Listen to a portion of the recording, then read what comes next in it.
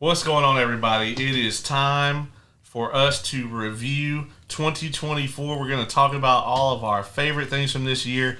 But before we get too into that, some introductions are in order. To my left right here, I have Kay, the Crochet Fairy. Hi. I have the homie Lauren from Coffee and Lore. Hey, guys. I have the homie Ace, the best co-host in the history of all co-hosts in all universes. So they say. That's a hearty welcome. And then I am the homie Caleb, of course. You guys, let us know in the comments. Do you miss Kevin? Are you glad I'm here?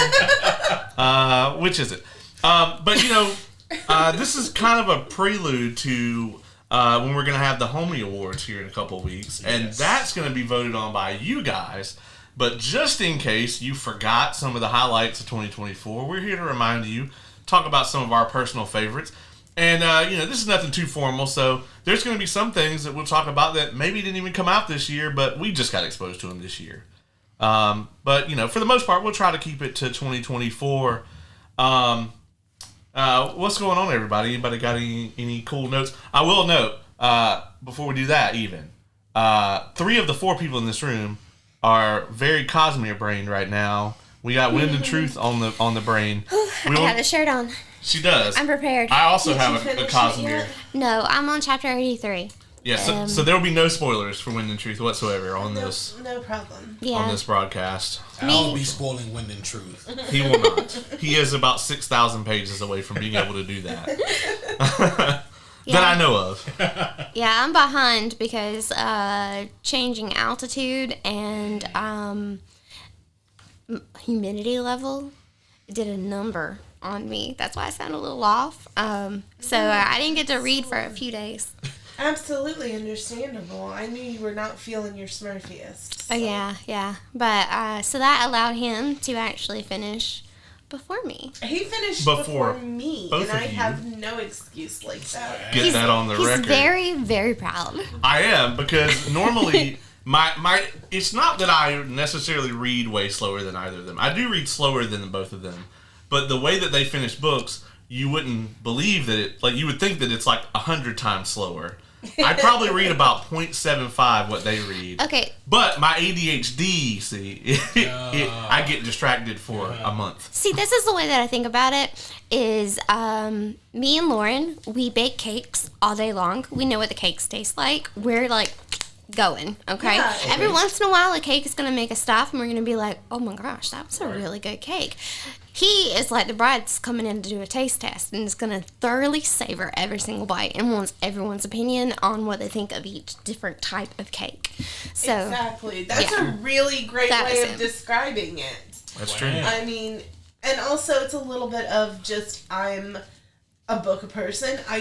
I'm really far behind on other things like movies and TV most of the time. I had to do some binge watching to get caught up to do this show. So, I'm typically behind on other things. Not books, but other things. Thanks to this show, I've already seen like every movie in 2024, especially the bad ones. That's amazing. Well, speaking of movies, why don't we start off with that one? Let's go around. Let's talk some movies, some things that we really liked this year. Who wants to go first? Any takers? Let's do what your favorite movie of the year was to open us up. Okay, Kay, you want to start? My top. Okay, I have 3 movies that were my favorite. Okay. My top favorite movie was Wicked. Closely followed by Mean Girls. Funny that they're both musicals. That's awesome. And then my favorite one that I was exposed to this year, I watched this movie before, but I had never watched it in a theater setting, was Interstellar. We went and saw it this year in a theater, and that movie was meant to be watched in a theater. So it was like a whole new experience for me, and I really, really enjoyed it. But yeah, Wicked, Mean Girls, Interstellar. We are still going to put out a Wicked review for you guys. Yeah. It is going to happen. Now that I have a voice again. Yeah, sometime this week we'll get a Wicked review out for you guys. Did you go see Wicked with them? I mean, it depends on what you mean by saw and Wicked, and did I? No, I did not. Ace is not a musical person. Yeah. Got it. I don't know that I'm a musical. Have you seen it yet? You haven't seen it? No. So, I have tickets to go see War of the Rohirrim tomorrow, but I don't know if I'm going. I might be swapping them to go see Wicked. I don't know. Yeah. I'm seeing something tomorrow off my bucket list. My expectations for War of the Rohirrim, like, I was really kind of hyped for that. They have tanked. Because, well, for one, the reviews aren't good, but that doesn't always mean anything. However, it's come out now that Warner Brothers literally just rushed this thing together. Because they were going to lose the movie rights if they didn't put something out. Well, that stinks. Yeah. I heard it was pretty good, but I don't know. I was going to say, two people I know that went and saw it, but they're big Lord of the Rings people, so I don't know. And so am I. So, I mean, I'll probably love it then. But, yeah. I'm just saying I've leveled my expectations out so that I don't get Last Jedi'd. There. Yeah. No, I think that, yeah, we're gonna do a whole episode on Wicked soon. Yeah. I've seen it twice now. I went to see it again Saturday.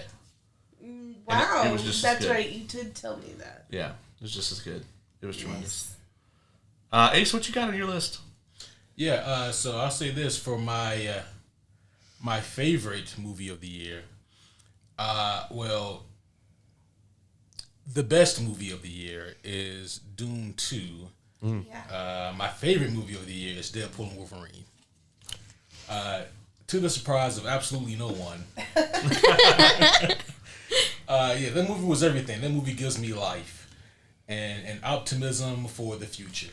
Again, I've said everything there was to say. I mean, that's where Dick and Dips comes from. I mean, That is where it came from. Yeah, so it's just a phenomenal movie. If for no other reason than it gave us Dick and Nips. I think it was great before that. It that too. But the review was so fun because we had Kevin here. Right. Was Brendan on that? Or was it Oz? Yeah, it was Brendan. It was Brendan, okay. So so the original three homies. I'm sorry. The original three homies were here and then some other Somebody guy. else. Yeah. I think Oz. I think it was Oz. Yeah. I couldn't have sat in here with Brendan for 3.5 hours, no offense. It was Oz. Yeah. That was a long one too. We were in here. We reviewed the movie for about 2.5 hours, and then we started bullshitting for about an hour, and it just never stopped. And then finally, we were just like, "Okay, we don't need to be in here to do this. We can turn this off." So, yeah. And thus, that's also ironically how the podcast started. Yeah, that's true. Yeah, just in reverse. Yeah. Like, oh, maybe we should record this. That's true. Yeah, it was the same thing. I was like, I'm gonna get some stuff, hit a record button, and then we say all the bullshit. Yeah. Lauren, what's your number one? What you got? Dune 2. Yeah, it's the favorite thing that I saw this year. I thought it was amazing. I love the world. It made me want to read the books. I don't think there's anything that could top it. I enjoyed other movies this year that I saw, but nothing's going to top Dune 2 for me. I thought it was phenomenal. I think I've just been doomed out. Um, Which is no fault to anything. I loved Dune 2. I thought it was good. I'm probably not going to watch it again on my own. Like, just sitting around being like, oh, what am I going to watch this afternoon? It's not going to be Dune. Yeah, and I blame my grandfather for that, but, it's okay. It was good. I enjoyed it. Her grandfather's favorite movie was the 84. I remember, I think you mentioned that he watched it like all the time. All the time. Man of culture. Well, Yeah. I just got the 4K Blu-ray set of both of the Dune movies, so I have this odd feeling like you will see them again. Hooray! We were talking about this off mic earlier, and I think for me, it depends on the day, right? Like, I could wake up and it would be Wicked, or I could wake up and it would be Dune 2 on any given day. The important thing about both of them is they were both made by filmmakers who had a passion for the source material, and the studio gave them the resources to bring it to life, right? I agree. Yeah, that's fair. And that's the thing that, imagine that, makes both of them really, really good, even though they're two very different genres of movie. They're both incredible adaptations. So Yeah, you can definitely feel the love that each of these movies had. yeah, and the cast wants to be there. Yeah. For both of them. I don't think the Dune press tour was quite as good as the Wicked one, because There's a lot of great shorts from that press tour. There is. I've seen a lot of the press tour. There was, I'm not gonna lie to you, a little bit of weird moments too. I was just like, maybe they're just like anxious or something. I think Ariana Grande is just like a weird human being, right? Yeah, like, she's so quirky. But it's hard for any of us to imagine the life that she's had. She's like one of those childhood stars or whatever. Yeah. And I'm like, I mean, in the spectrum of what you could end up as if you're like a young child star like that, as far as we know, she's not on cocaine or anything. So, like, she's doing really good, you know? Yeah. Not everybody can be Taylor. Yeah. Not everybody can do it. That's true. Emphasis on as far as we know. As far as we know. Yeah, I don't put that. I mean, I wouldn't put that off of any of them. I mean, she is very thin. Is So, very thin. I'm just saying. Yeah. But, Well, okay, so I watched a couple of interviews and everything. You know, she has been struggling with anxiety and stuff, and one of the reasons that a lot of the interviews are a little awkward is because she has, when she's close with someone, she has the same type of thing that I do where she gets comfort from touch. And so, like, right now, my leg is touching Caleb's leg because it's comforting. She's just a little bit more theatric with it, I think. Plus, I also really love that in real life, she's dating the nerd from the movie, so that's great. yeah. Are we gonna talk? Has anyone talked about that? Like, she wrecked that whole man's home. I know, but it's... Yeah, that's not really good, but I like that she's dating the nerd. That's true. What's his name from Bridgerton? The Viscount? Is Oh it? my god. Well, I mean, she couldn't really date him because he's very, very, Very gay. very gay. Yeah, no, but he was amazing in the movie. And Bridgerton. The one thing I hate about that movie, that he slid on those books. The whole He did- time I he was having steps some on issues. books. I was I'm gonna having tell you. some issues with those books. Okay, thanks for the trigger Yeah, warning. yeah, you're gonna have some issues. He's gonna slide around on open Open books. books. Yeah, yeah. So when he steps onto the screen, you're immediately gonna go, Adolin fan casting right there. This is perfect. Then he's gonna walk on a bunch of books, and you're like, okay, but book one Adolin would have done that shit, but it's awful. You know, he had a whole system for cooling in his costume He had to have. for that whole scene because his costume is leather, and Oh, wow. So I he's imagine he was like sweating. yeah. But it straight up looks like a Colin uniform. It's very lovely. The costumes, and this is not me being sarcastic like it is with Rings of Power. The costumes and impeccable. Love them. Love them. For both, well, Dune and Wicked, the costumes are like severely amazing. They are just on point. That's awesome. Yeah. I mean, the production value on both of them is just Yeah. bar none. I don't want to skip over Deadpool and Wolverine. Oh, we wouldn't. No, we wouldn't. No, especially not on this show. And I have watched it with everyone in this room. Yes, True. Yeah. This movie, to me, I don't know. I think I like it more because it proves to me that Marvel can still put out this massive tentpole blockbuster and we all enjoy it. And also that Disney was not going to, put a glass ceiling up for Deadpool either. You know, they're going to let Ryan Reynolds do what he does. And plus Hugh Jackman, which is always good to add Hugh Jackman. You can add Hugh Jackman to anything and it becomes better. He's like Sigourney Weaver. You know? Yeah, like Sigourney Weaver, exactly. That's an inside joke that has developed on the podcast this year. You can add Sigourney Weaver to anything and it's immediately It's better. gonna be better. Yeah. Yeah. But yeah, I thought Deadpool and Wolverine was incredible. The only Marvel movie we got this year. This is the first time that we've only got one Marvel movie in a year since I think, what did we figure out? It was the year the first Avengers came out, 2012. 2012 was that was the only MCU movie that came out that year, I believe. Yeah. Was Craven not Marvel? Craven Yeah, is it's Sony in association with Marvel, aka they're just required to put that stamp on it. So Is the character from like a Marvel book? though? Yeah. He's Yes. a Spider-Man villain. Yeah, it's a Spider-Man-less Spider-Man movie. so Another one. another one. Yeah, so Venom, Madam Web, Craven, Morbius. and Morbius. All of those are Spider-Man villains. And Sony owns the rights to Spider-Man. But they can't make it a Spider-Man movie. So they licensed the rights to Spider-Man out to Disney, which is when we got the Tom Holland Spider-Man, like Makes in sense. the MCU. Yeah.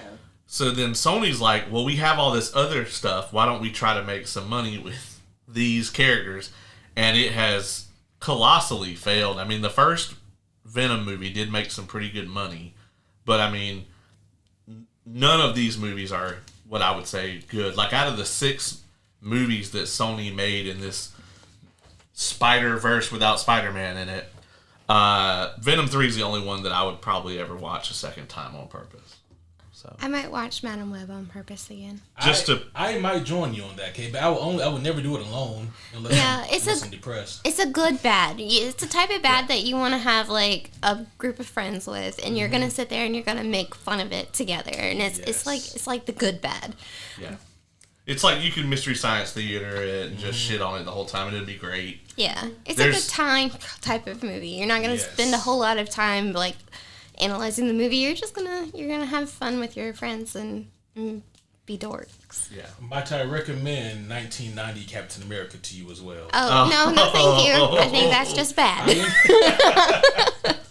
There's a shot in that movie where the Captain America suit, I guess for whatever reason, they couldn't just cut holes in it. And so he has big old floppy ears glued onto the outside of the headpiece. I did some research into that, actually, because it unsettled you? me, yes. Yeah. And come to find out, because it was so obvious in the end of that movie that, oh, shit, those are fake ears on his outfit.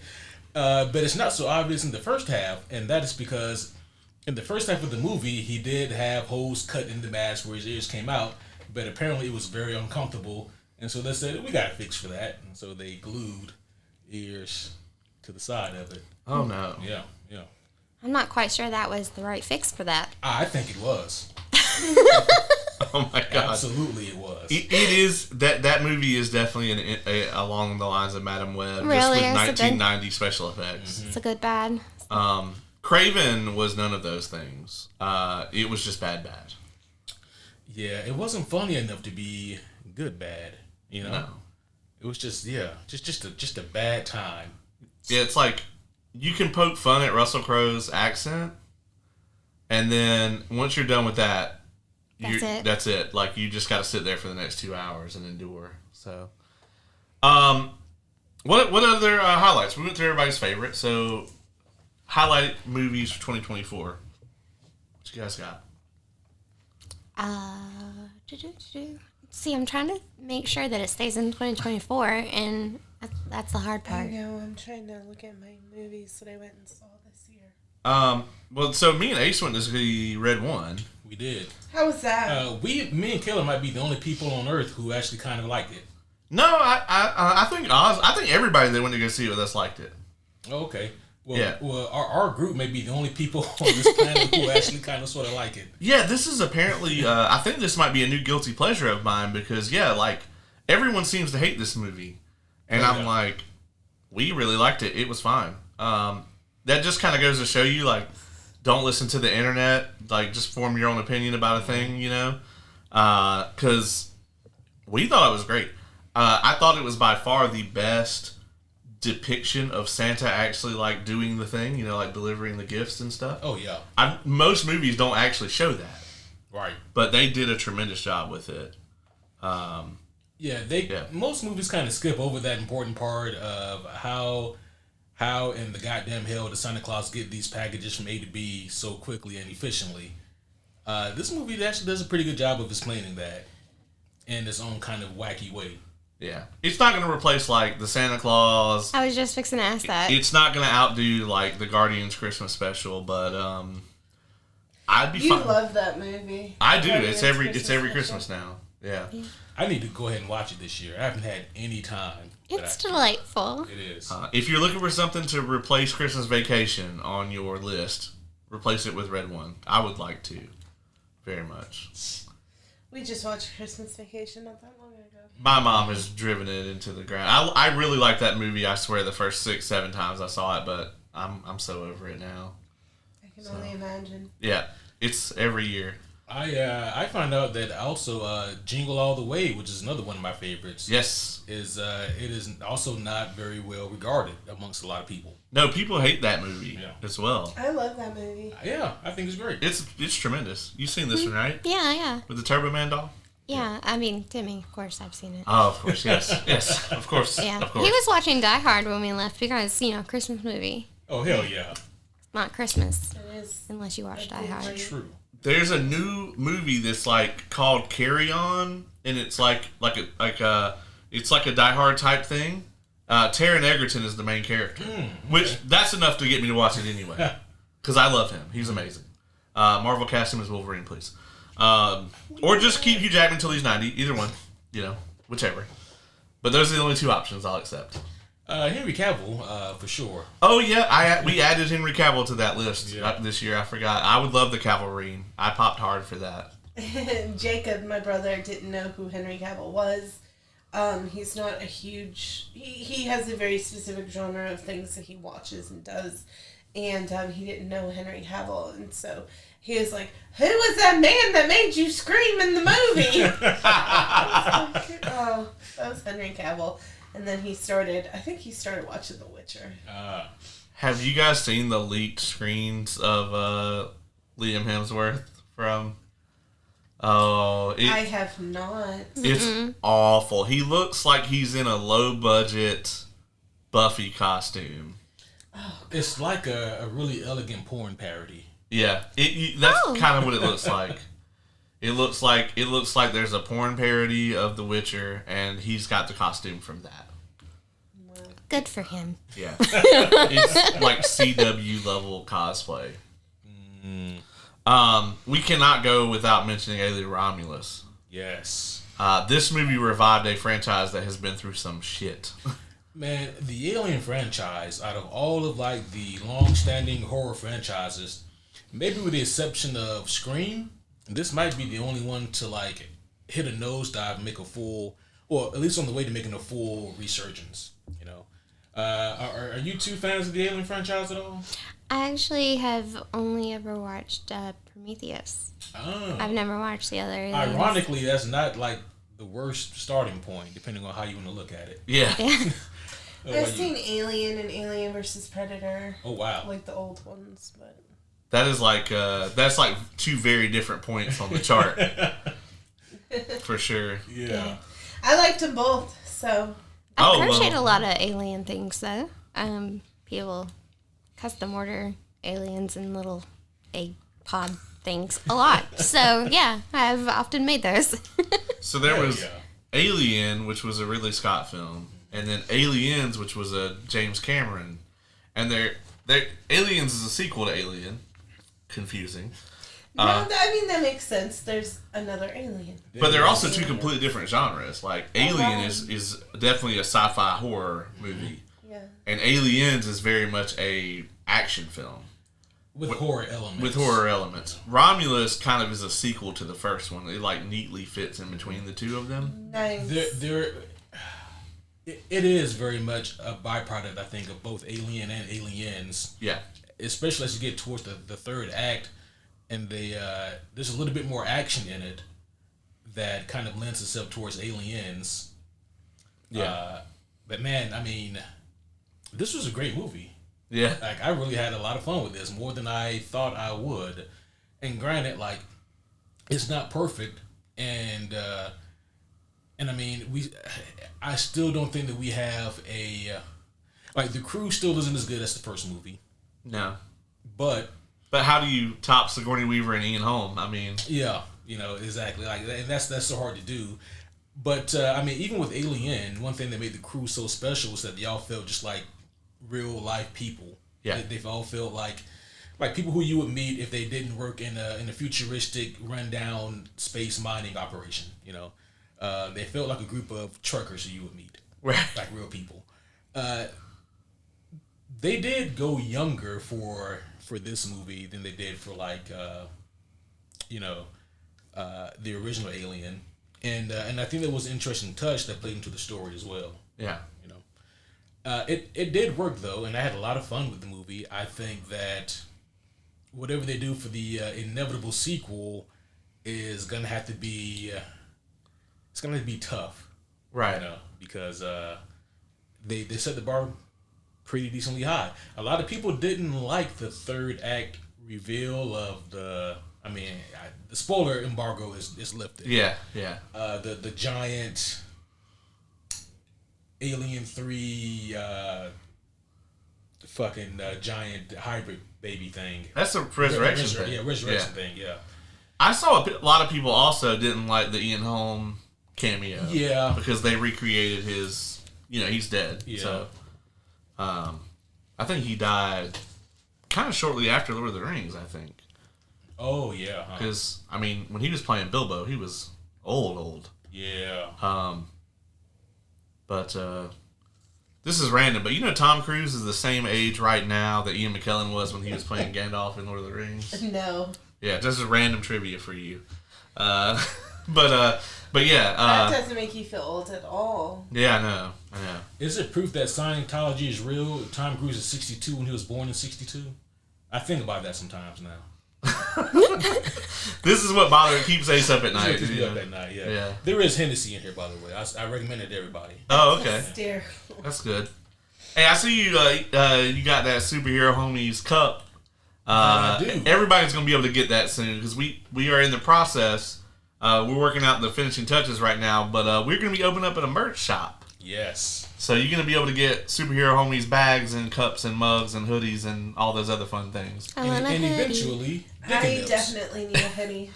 Yes, and eventually there will be Dick and Nips. Our signature candy. Our signature candy that we came up with during the Deadpool and Wolverine review. Yeah, it's a long story. But yes, your hoodies will also be available, and before the Dick and Nips. Yes, pretty soon actually. Yeah. The hoodie might you actually gotta already do a lot of FDA stuff to make candy. Yeah, that's what I was gonna say. Like, it's gonna be a lot to do this. And I'm sure at some point marketing is gonna be like, you want to call it what? The funny thing about it though is you can apparently put out like they have where you can just put your own logo on someone else's coffee. They just sell generic ass coffee, and you can just put your logo on it and be like, "This is superhero homie coffee." Wow. Yeah. Can we do that with condoms? Oh boy! If someone makes that, I'm sure. I'm sure somewhere out there, yeah, you probably just make can. sure you fully know the company. You wouldn't want to be the flawed condom. Yeah, no, yeah. Don't buy them superhero homie condoms. I'll be honest, I wouldn't. You gotta fuck around and get caught up. Yeah. I feel like that's a high risk product. We don't want to market that. Oh, if you say we'll workshop it. So a fun thing that happened this year to get us off of that fucking track that we're on is this podcast did an amazingly hilarious thing. So we reviewed Mean Girls on the podcast before we reviewed The Dark Knight Returns. Might I just say, in this podcast defense, The Dark Knight Returns is like a seminal work, especially for the comic book genre. It is the groundwork for all comic books. And it was something that was too obvious to just review in the podcast. And then before you knew it, it had been 7 years and we never reviewed it. Even though it's one of my personal favorite comic books of all time. And it's highly regarded as one of the best graphic novels of all time. And we talked about it, over the years. And it fell through the cracks. I don't know what else to say. Yeah. Well, I'm on the case. So Mean Girls didn't. This was the first year of our throwback series, so we got to review a lot of terrible movies as well. But that was not one of them. But the reason I bring all this up is because Kate mentioned earlier the Mean Girls 2024, the musical, came out this year. And I am a huge fan of that as well. Have you seen that yet? Nope, I have not. We both watched it on the plane on the way to Salt Lake City. Yeah, we just both had it going on our screen. It was so good. So good. I've seen it probably 6 times. Yeah. Kate, which one do you like more? Of the Mean Girls? Mm-hmm. I like the musical more. Okay. I feel like Renee Rapp. Yeah. She plays a much better Regina to me than. Okay. Yeah, she's Plus, also, I mean, girl can really, really, really sing. I think I like all of the plastics in the new one more than the original. Yeah. As far as Caddy, like the main character, I like them both. Like Lindsay Lohan and Gloria Rice are about the same to me. Yeah. I I liked Karen. I know she's a plastic, but Karen, oh my gosh. In the 2024 version, she's delightful. She's delightful. Like, I really love Amanda Seyfried. I really do. Mm-hmm. But, like, the girl that plays her in the new one is, she has to be kind of dumb in real life. Like, there's no way that you could just... There's no way. Play that well. Yeah, I mean... That's rude. Yeah, she nails it. It's so good. It's amazing. And she can sing really good, too. Like, they have... Everybody that has singing parts, oh my gosh, they're amazing. And we listen to the songs a lot. We do. We have them on our Spotify. Any other movies anybody wants to talk about before we... You know me. I'm a little behind on the movies. Did anybody see any movies that you hated this year? I mean, we already briefly mentioned Madam Web. For me, Madam Web is the gift that keeps on giving. It was something that happened to me, I think maybe mid last year, and I was like in the midst of reviewing just a bunch of terrible shit, and even the new releases that were coming out. I mean, I was just being beaten down with shitty movies, relentlessly, and they wouldn't stop. It was sometime around the Marvels, I think. I just kind of broke. Yeah, his Marvels review was rough. He did it by himself because I was somewhere. No one else wanted to watch this movie with me. Yeah. I enjoyed the Marvels. We loved it. Yeah. But, and you know what? Hey, I mean, everyone has their faults. Actually, I enjoyed the Marvels because Kamala, she's just precious little cinnamon roll, and I love her so very much, and she's in that movie, so therefore it's a good movie if she's in it. Yeah. I wasn't sure what movie you were talking about, but then I remember that you're actually referencing Homie Award winner The Marvels. Yeah, it won Best of the Worst. That's still best by like 6%. If you need first, you'll last. It almost got beat by The Flash. But it didn't. 6% is a lot. I mean, yeah, sure, if you want to say that. But, I mean, what it also had, if I remember correctly, was 0.2% for Movie of the Year. So, It had some very stiff competition. However, I just bring that up because that movie, it was somehow... It somehow undercut me, even though my expectations were already very low. And it was after that movie where I quit caring for a while about the quality of these movies. And then a few months later, Madam Web comes around, and I'm like, I can't go through this again. And so I watched Madam Web, and I mean, and obviously it is what it is. But you know what though? I was like, this movie is a fucking treasure in its own way. Yeah. It is awful, and if only the people who made that movie knew how hilarious it is, then maybe it would have been something different. But they don't, and so the movie is what it is, and I think that Madam Web is it is a treasure to me, and I will always remember it for better or for worse. Same. Yeah. Same. It's a delight. It's really bad, but in a good way. Yeah. We had to suffer through fucking Cool World this year. Oh, Timmy. Yeah. That was one of our throwback series. It was. It was. Have you seen that?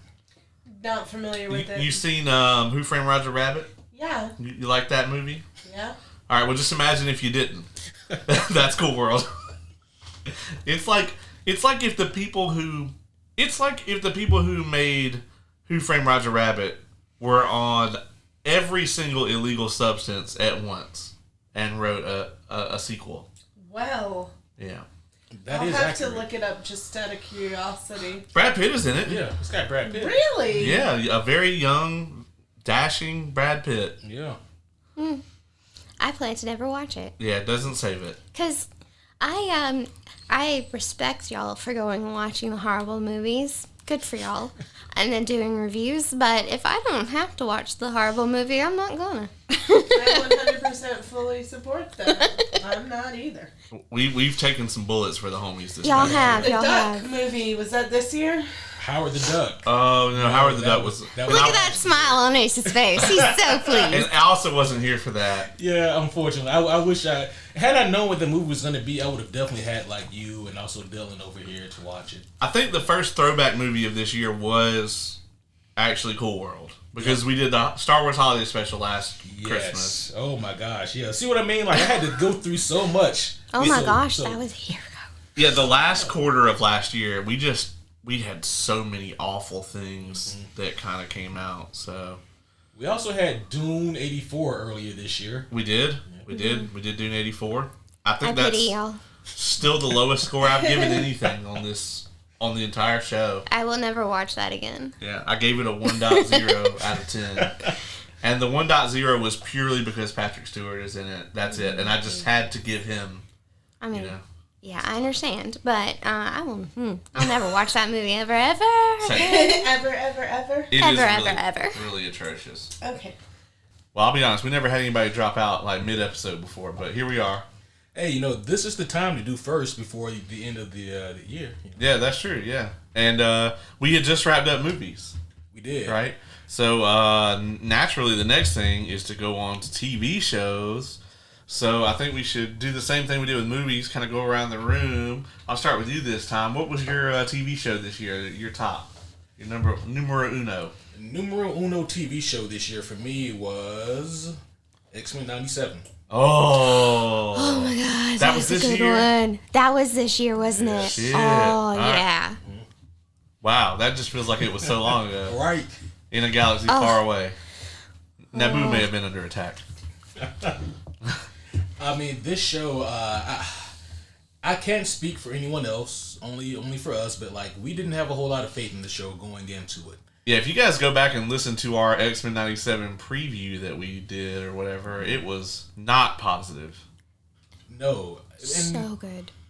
it ended up being amazing, right? And Yeah. It's crazy how that happened because everything was in place for it to fail, but instead it ended up being this phenomenal show that everyone loved, and it rejuvenated the X-Men in the eyes of the viewers. It had that nice balance of nostalgia, but also like new, Right. and so it was so great. Oh yeah. I'll be honest, like, I went back and watched all the X-Men movies before Deadpool and Wolverine. And I gotta say that watching those after 97, it definitely knocked them all down a peg, you know? Even Days of Future Past, which I consider to be like the creme de la creme of X-Men. Yeah. And I'd have to yell at the screen every time that they dissed on Jubilee. Yeah.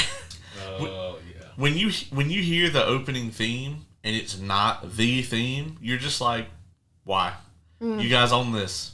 You own the rights to it. Why are you not doing it? That's true. Well, that's not going to tangent here, but like Spider-Man never really utilized like the Spider-Man theme song.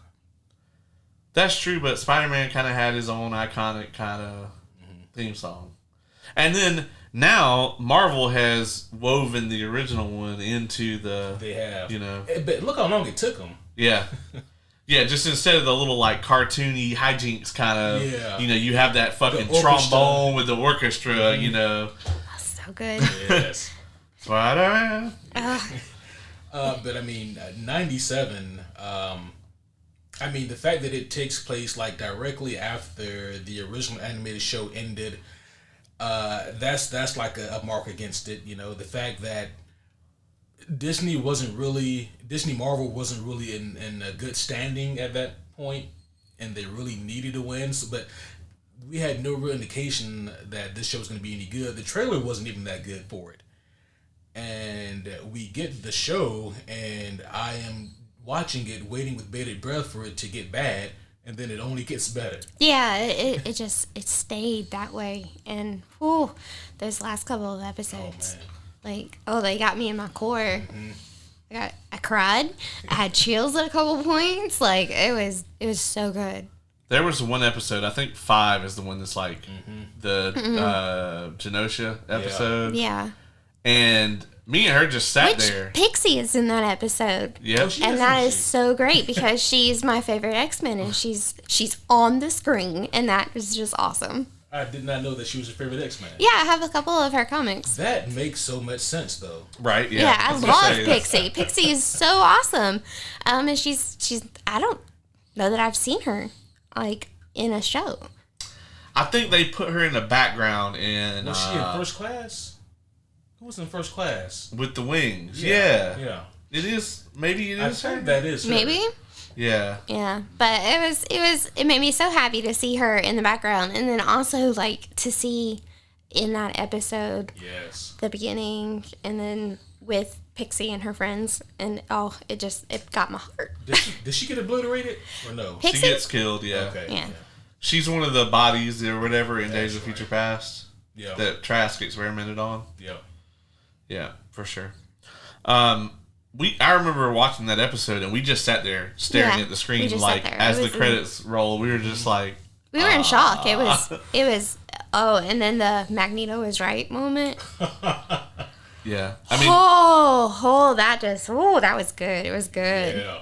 97 was just so well done. Bo DeMaio, that whole situation with Disney is not for us to comment on, but now we are looking toward season 2 and hoping that they can capture that magic, because what Bo DeMaio showed us is that he definitely, understood X-Men from a Chris Claremont era sort of perspective and understood what it is about the X-Men that people love so much. Right.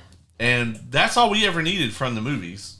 Yeah. Or the comics, or the animated stuff, all of it. I mean, you have to lean into what makes them different from every other superhero team out there. right. And I feel like, honestly, that's what's made the great movies and the great TV shows that we've had this year is that they were leaned into. Yeah. Wicked, when Doom 2, they leaned into it. They leaned into it all the way. Oh, yeah. And 97 they did that, and it was amazing. Yeah. I feel like maybe mainstream media is finally maybe beginning to hit this turning point where instead of dumbing things down for the casual audience, they bring the casual audience into the thing that is popular and why it is popular. Yeah, I like that, yeah. That's how it always should have been. Yeah. That's not how it's happened. No. No, but honestly, we need more of that. Like, I think One Piece has a lot of impact on that. We got that this definitely. year. Yeah, One Piece, they leaned into it. If they hadn't have, it wouldn't have been as good. No, they had no, like, have you seen any of One Piece? Was that this year? I think that was last year. I thought it was this year. No, I think One Piece was last year. Maybe it was. We'll see. But using it as an example, like, they definitely leaned into it 100%. Like, there was no...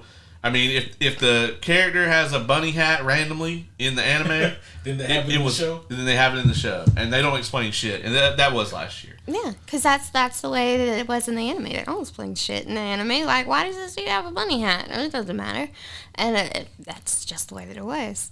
Yeah. And I appreciated the the fact that they're actually sticking true to source material instead of just coming up with their own ideas of like, hey, this will be awesome. Well, yeah, maybe that would be awesome in your own little spin-off thing. But if you're doing this, then do this. Yeah, no more. So what would you recommend? Yellow spandex? No more of that. Yeah. Yeah.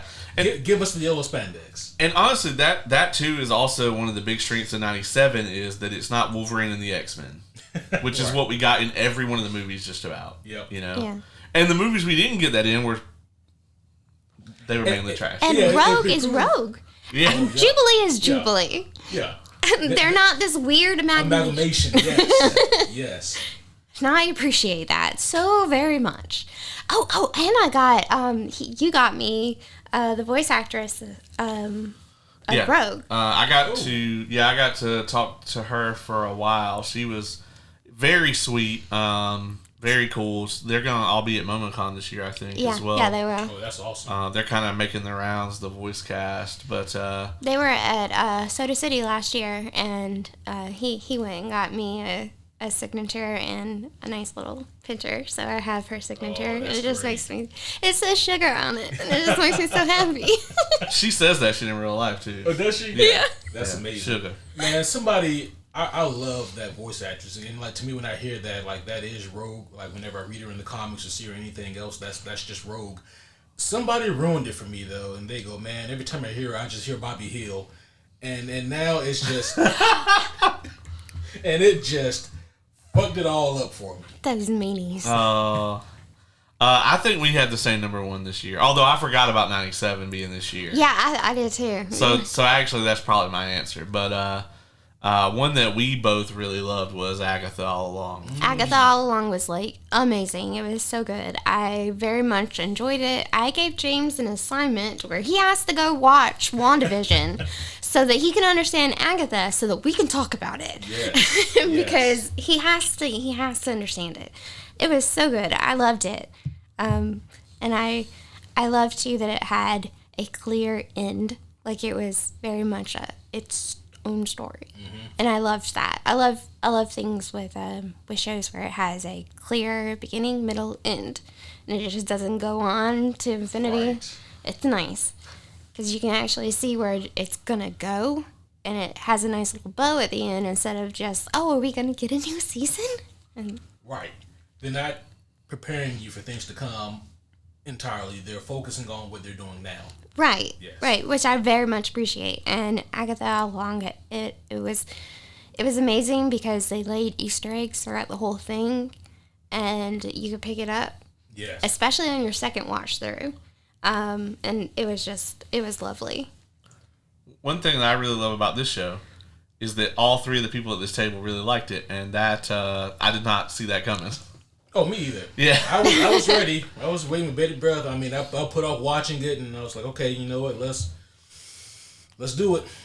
And yeah, to my surprise, the show was not garbage. No, it was not. I applaud Marvel for making a good Agatha Harkness TV show.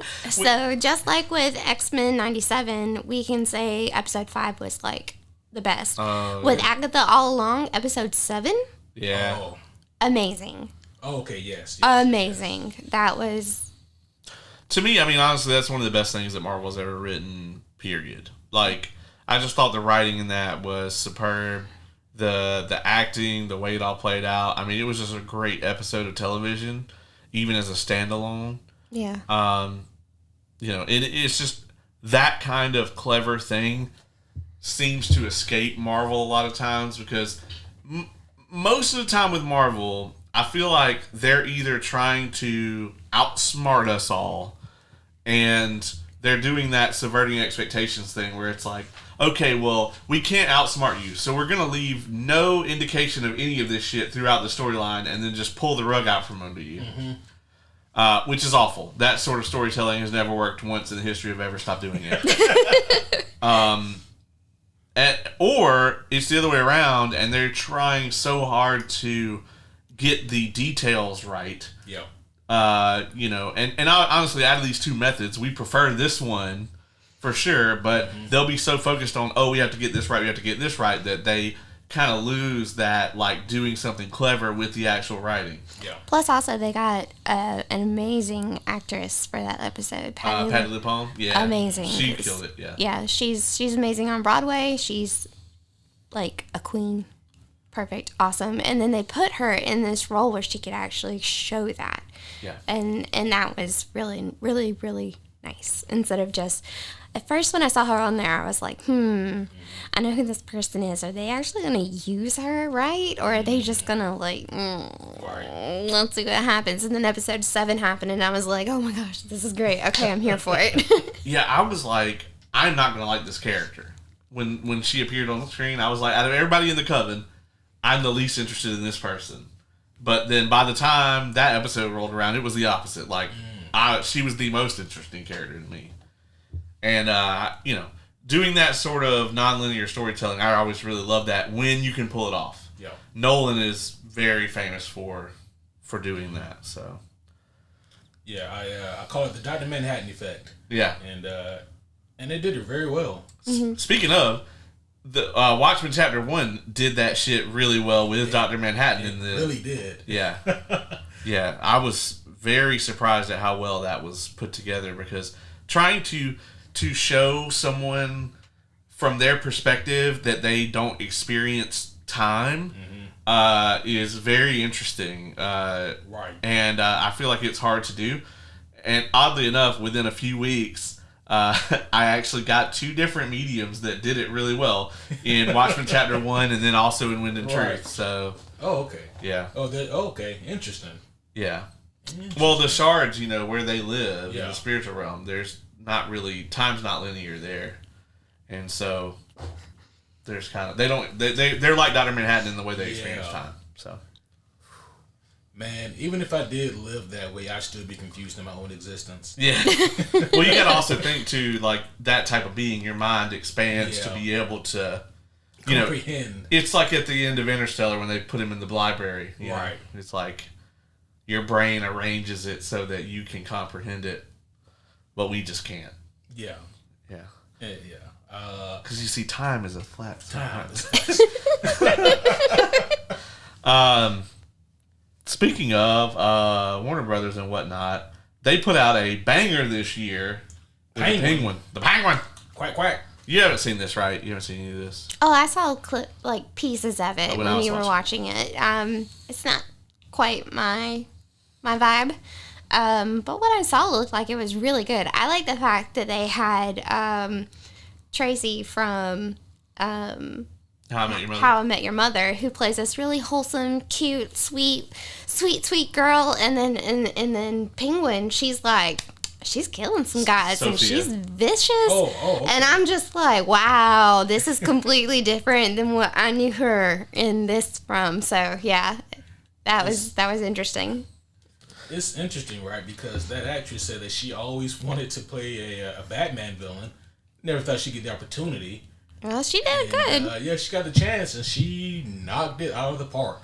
Yeah. Yes, Sophia Falcone was incredibly well done. It's hard to imagine someone playing that character better than she did. And I hope they bring her back. Yeah, I have to wonder if they bring her back for even the Batman in a Right. small part 2 in a small role. It's entirely possible. Yeah. I think especially with how well she was received, I think Matt Reeves, I mean, obviously they aren't filming yet. Yeah. So, but the thing about the Penguin, I think that has everyone talking is Colin Farrell's obviously we saw him in the Batman, but seeing him be that character for hours on end, it's one of the most transformative roles I've ever seen, where every moment that he's on screen, you're just like, I can't believe that's Colin Farrell. As a matter of fact, somebody shared a behind the scenes video, and he's still got all the Penguin stuff on, and they're just shooting the shit, and he's talking in his normal voice, and it made me a little nauseous. It was wrong. It was wrong. It was just wrong. Yeah. Yeah, it was super disturbing. Don't talk in your normal voice when you look like that. Yeah, don't do it. I need you to be the Penguin when you're all prosthetic up. Yeah. Yeah, man, what I really, really loved about the Penguin was the show does this really cool and clever thing where even though all throughout you know that he's not a good person and he's doing bad things, you still want to see him get out of this, and you still want to see him succeed, and you still want to see him win, and when he gets there. Yeah. And when he gets there though, we get to a point at the end of the show and they just remind you gotta remember this guy's a villain. Yeah. Yeah. And then so he does some super heinous shit. And I thought that was incredible. And that I just love the dedication to remembering that, hey, he's a villain. So just because he is, by all technical accounts, your protagonist, does not mean that he is not a bad person. He's still a very bad person. Yeah, I mean, he's very consistent throughout the show. He's doing these horrible things. But he's doing these horrible things to people who are as bad as, if not worse than him. So you're fine with it. Until the end of the show where he's doing these things to your favorites. Mm-hmm. And then you're like, oh no. Yeah. It's very much you reminded me of The Shield from that regard. And, that's always a positive for me. Yes. Thinking about that ending as well. Yeah. You have not seen Vox Machina yet? I've not. Oh. Well, we won't, no spoilies. So, Vox Machina and Arcane. We can just put both of those. Yeah, we can't talk Arcane because I haven't seen it. There's a couple really big shows this year that, are very popular, but I haven't seen. Shogun, I keep hearing, is Yes. Have you seen that? No, I know people who haven't. I keep hearing it's the bee's knees, and everybody knows they have the best knees. I also hear that the new Interview with the Vampire is quite good. Oh, okay. That's the TV show? right? Yeah. I've heard kind of mixed reviews on that. I've heard that people are very happy that they aged Right. Chickadee up. Creepy. Yep. Because creepy. She was 11. Yeah. Good job. They made her 16, 17. She's 13 now. Instead of 11. So, a little better. I haven't watched it yet, though. But I think I just got so upset with TV and movies ruining books that I just hadn't fully committed to letting them ruin that one. I can't watch it because I have declared a personal boycott on the young normal woman falls in love with an ancient brooding twink. That genre, I'm sworn off of it for a while. Well, then you don't need to read any of my smut books. Yeah. We were just talking about, the other day, can we please get the reverse of this? Can it be a aspiring young twink and he just falls for this, ancient muscle mommy? Can we just flip it? This needs to be a story. Right. Let's go. I'm not very good at writing, but I'll bring snacks. Yeah. You could do it. if you take out the twink part of it, Marvel Comics did it with Thanos. Oh, yeah. That's true. That's true. They did. Thanos is kind of a twink for I mean, he does have he wants all the little jewels. It's true. He's very he wants obsessed to be with jewelry. Fabulous. He's very obsessed with jewelry, and also I think out of all the deviants, they would call him a twink. Yeah. I'm gonna make a clip out of that. Thanos being a twink. It was not on my bingo card for 2024. Can't wait to see the comments you'll get on that one. Right. I can just see him doing twink things now in my head. It's fabulous. I mean, just to put this out here. In the MCU, his brother is Harry Styles. And you mean out of those two, Thanos is the twink? Okay, so Beyonce's... Well, in the MCU, though, he's definitely not a twink. Because they didn't even have him... the MCU version can't be it because he was dead before Death showed up in the MCU. Yeah. Oh, yeah. So... Which, how ironic is that? How are you going to die before Death shows up? That's right, yeah. I mean, she's lovely, too. She is, yeah. I mean, I'll be honest, originally I was like, well, I'm kind of glad they changed Thanos' story. But Thanos trying to kill half the universe to impress Aubrey Plaza is a story I would like to watch. Yeah. Plus, also, again, back to Agatha all along, kudos to the practical effects on that show. They used a lot of practical effects. Yeah. And I loved that. Yes, I agree. Whenever you see her and she has the skull, that's practical. Yeah. It's not... Yeah, they carved her face up and just revealed that. Yeah, they did. Yeah, and Aubrey was she was cool with it. Yeah, the dedication was impressive. I think this was the best season of Vox Machina yet. Wow. Yeah, hands down. I'm really excited to see what they're going to do with that show. I feel like they're only going to do one more season, though. Although Oz thinks they'll do 2 more. But we'll see. I didn't listen to Campaign 1, so I'm not quite sure where we are in the story for that. Yeah. But when they get the green light for the next one, Campaign 2, I can tell you where things are. Well, it sounds like if they do 2 more seasons of Vox Machina, it sounds like the first season of Mighty 9 is going to come out between them. It's going to be amazing. Mighty 9 is going to be awesome. And my favorite character's name is Caleb. Yeah, that's true. Yeah, that's Campaign 2 for those of you who are the uninitiated. What are the TV shows we got to talk about? Fallout. Oh, yeah, I didn't have that on my list. Yeah, Fallout was this year. That was what we did at MomoCon. Yeah, we did a group cosplay for that at Momo. Fallout I was worried about it. It was way better than any of the games Bethesda has come out with in a while. No, it was way better than that. She was awesome. I loved that. She was. And she's also the voice of Jinx in Arcane. Yeah. Yes. Ella Purnell. Yeah. She did a great job. Fallout main character all the way. Yeah. Oh, yeah. Yeah. But we always knew that Walton Goggins was going to steal the show. Mm-hmm. And boy, everything he's in is just so interesting, and he almost plays 2 different characters in that show. He does, yeah.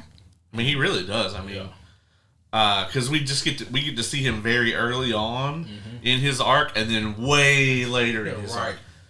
I'll be honest, if they get him at Dragon Con this year, I will be in that line forever, however long. Yeah, for sure. That would be amazing. Yeah. Man, I really dig the Fallout show. I forget his name. The guy who was like in the Brotherhood of Steel for Maximus? Maximus. I wanted to like him. I wanted to. But I felt like his friend had... I was more connected... I can't remember their name. I feel bad about it. But I was more connected with their story than I was with Maximus. And... I just didn't care much for whatever kind of character they were trying to make with him. Yeah, he was... I don't know. He wasn't as... He didn't resonate. He was just odd. It's weird because in certain moments he was very competent and other times he was just an idiot. He was quite dumb. Yeah. And I'm over here like, come on, man. You gotta have a little bit more sense than that. Like, really. Yeah. Yeah.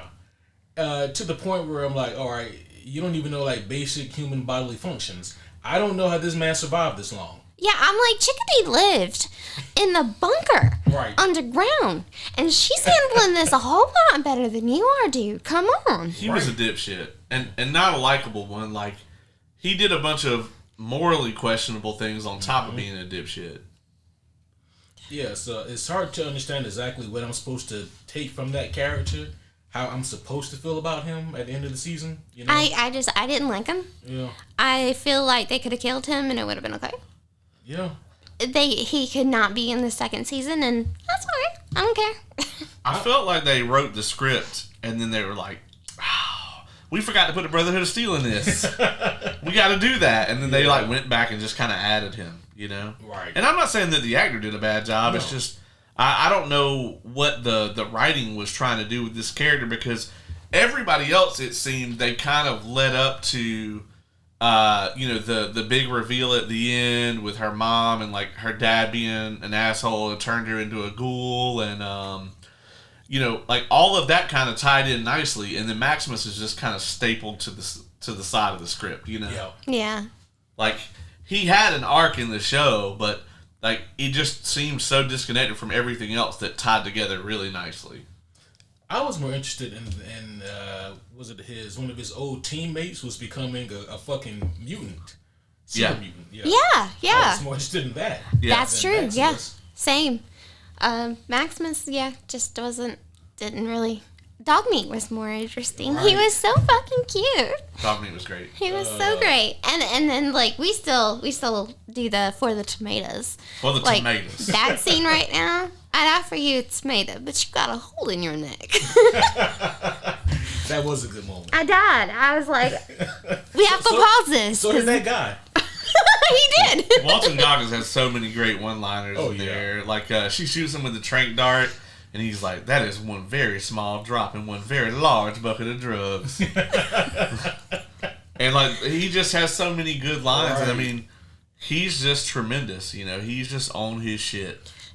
It's unfortunate that Bethesda couldn't capitalize on the major popularity of the show.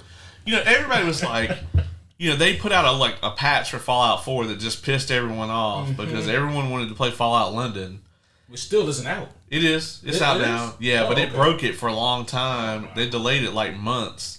And not only that, but like the stuff they put out for the show wasn't really that good. They put better stuff in Fallout Shelter than they did in And 4. A bunch of people did pick up Fallout Shelter and play Which, that. yeah, I Me played for included. a little while. I got very happy because I got Lucy and I got Dogmeat and I was so excited. But then it just became too much. It's so mismanagement. Yeah, and I was like, I got my own little household of management to do. I don't need to take care of the bunker, but Lucy can hang out. Yeah. Yeah, I don't need more than one cell phone game to suck my life away. So. That being said, like, yeah, this was a tremendous, like, event just kind of in the Fallout universe. And like you said, it's really disappointing that Bethesda had nothing to show for it. A lot of people thought that Fallout 3 Remaster was actually coming right around this time, and I would have played the shit out of that. I still will if they put it out, but I feel like they took everybody off of everything to try to fix Starfield. Which, let it go at this point. Yeah, just drop it. Yeah. You guys put out the expansion you said you were going to put out. You're not obligated to do anything else. You're not going to fix this game. It sucks. Move on. In the story. Yeah, that's it. Yeah. The quicker you move on from Starfield, the better, actually. Yeah, agreed. Yeah, I don't want you guys to waste another second on that shit. Does anybody have anything with TV shows before I mean, granted, this should have been better, but we still need to talk about House of the Dragon Season 2. Oh, yeah. Okay, so House of the Dragon. The costumes are great. They were really good. I love when you start with the costumes because that somehow tells me everything else. Yeah. That's her. The bless her heart. Yeah, that is my bless your heart. I felt like in season 2 they kind of wasted Matt Smith a little bit. Mm-hmm. They spent too much time on him being crazy. Yep. And I felt like they could have summed all that up in like 1 or 2 episodes. Instead, they made it go through the whole season, and that was kind of lame. I didn't really like that. It kind of ended lamely. It ended on like an episode, literally episode 8, I believe. Yeah. But it also felt like an episode 8 of 10. You know? So the enraging thing about House of the Dragon is that it's just how much you can tell Warner Brothers yanked from the budget. And the thing is, it's like, why don't you guys take some money from shit that doesn't make any? Right. Like, why are you coming after your actual cash cow with these budget cuts? Because the Battle of the Trident, which is how this season should have ended, got shelved and moved to next season. And so as a result, they spent all that time shooting the same scenes over and over with, what's his name? Matt Smith's character. Oh, yeah. Damon. Damon, yeah, he's just going crazy. They did a terrible job with Rhaenyra. She's all over the place. They really just didn't do a tremendous job with really anyone other than Poor Helena. Yeah, Helena was what's the king that got Aegon? burnt? Aegon, yeah. He probably had the best arc of anybody in the season. And look at him. Yeah, look at him. Yeah, I don't know. It felt disjointed. Don't get me wrong. It was great TV. The sets were amazing. The costumes were amazing, like they always are. The dragons were awesome. We got to see the eggs that will become our baby dragons later. Yeah, and I mean the actual battle for what is it? Aegon gets his sausage split. Yeah, it's something rest. Rook's Rest. Rook's Rest. Yeah.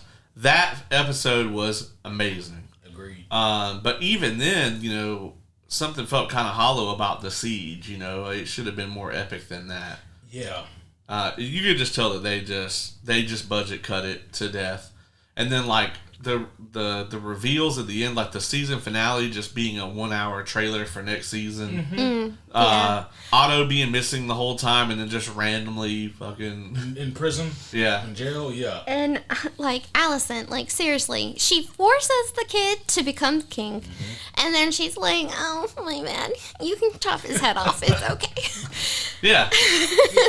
And it goes back right to the point of because I was not Team Green, granted. However, I always I sympathize for poor Allison, Yeah. And but in season 2, I don't know how the show wants me to feel about her anymore. Like they no longer really walk that tightrope with her, and now it's more like she's just wishy-washy, and I hate when a character folds to do whatever the show needs a character to do instead of what the character would actually do. Yes. Yeah, they, in my opinion, they kind of wasted her, kind of like what they did with Matt Smith, because she was super strong in the first season, and then you have her in the second season where now her husband is dead and suddenly she doesn't have any more power. Right. And I'm like, Cersei must have taken some notes here and was like, all right, this isn't gonna fly, because she crumbled with it. Instead of being like, no, you're gonna fucking listen to me, she bowed down to it really quickly. Oh yeah. And I thought that she would have fought that a little bit more, but she didn't. And in the end, she's like willing to just be like, here's my son, my bad.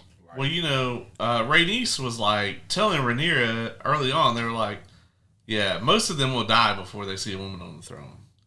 And Rhaenyra was like, nah, things are different. And then Alicent put those people in charge. And then as soon as they're like, nah, we don't want to listen to you, they were like, she was like, oh.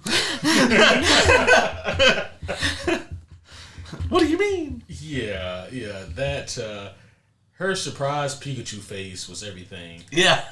Yeah. I'm a second-class citizen here. Oh, shit. I did like that they brought back young Rhaenyra for some of the flashbacks. That's our Supergirl, damn it. That is Supergirl, isn't it? She's going to be Supergirl. Oh, that's cool. I didn't know that. That's neat. Yeah, she's amazing. Yeah, I liked that they did bring her back. It was a little unsettling when her head was talking. That was crazy.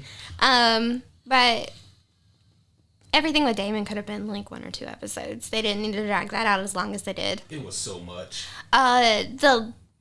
The kid though, Tully, was he a Tully? Was that who he was? Oh yeah, he was a Tully, wasn't he? Yeah, I think he is a Tully. That kid was awesome. He's amazing. He is the MVP of love that kid. Loved him. He had the Lyanna Mormont shit going. A little bit. Yeah.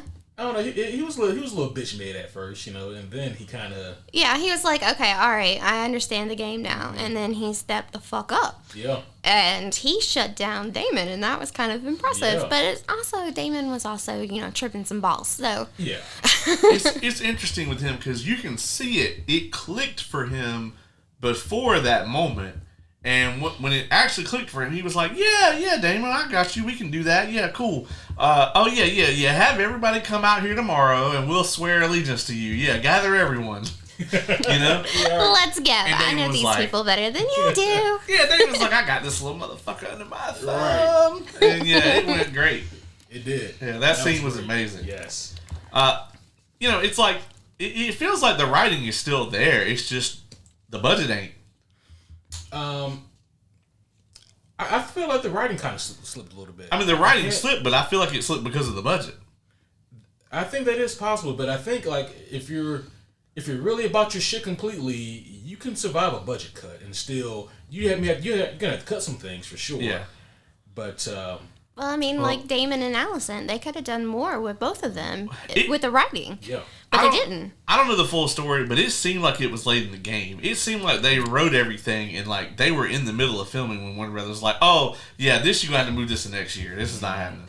And now we got to wait 2 years for another episode, and we're about to get this dunk and egg nonsense. Which, don't get me wrong, the novels it's based off of are pretty good, but I'm not interested in yet another Game of Thrones spinoff that's just going to lead to the same kind of thing. But we'll see how it goes. I mean, I'm going to watch it for sure. George R. R. Martin has now just finally been like, yeah, Winds of Winter may not come out. Yeah, because he knows nobody's going to like it. Yeah. And like, what people don't realize, or a lot of people don't realize, is that that's not even the last book. There's a whole nother book after that. And it's like, but I get it, but man, stand by your shit. You know what I mean? Like, if that's what you got, then, you know, because if you don't stand by it, then who will? Well, it's just that the Game of Thrones ending, right? He never anticipated that they would be done with the show before he got done with the books.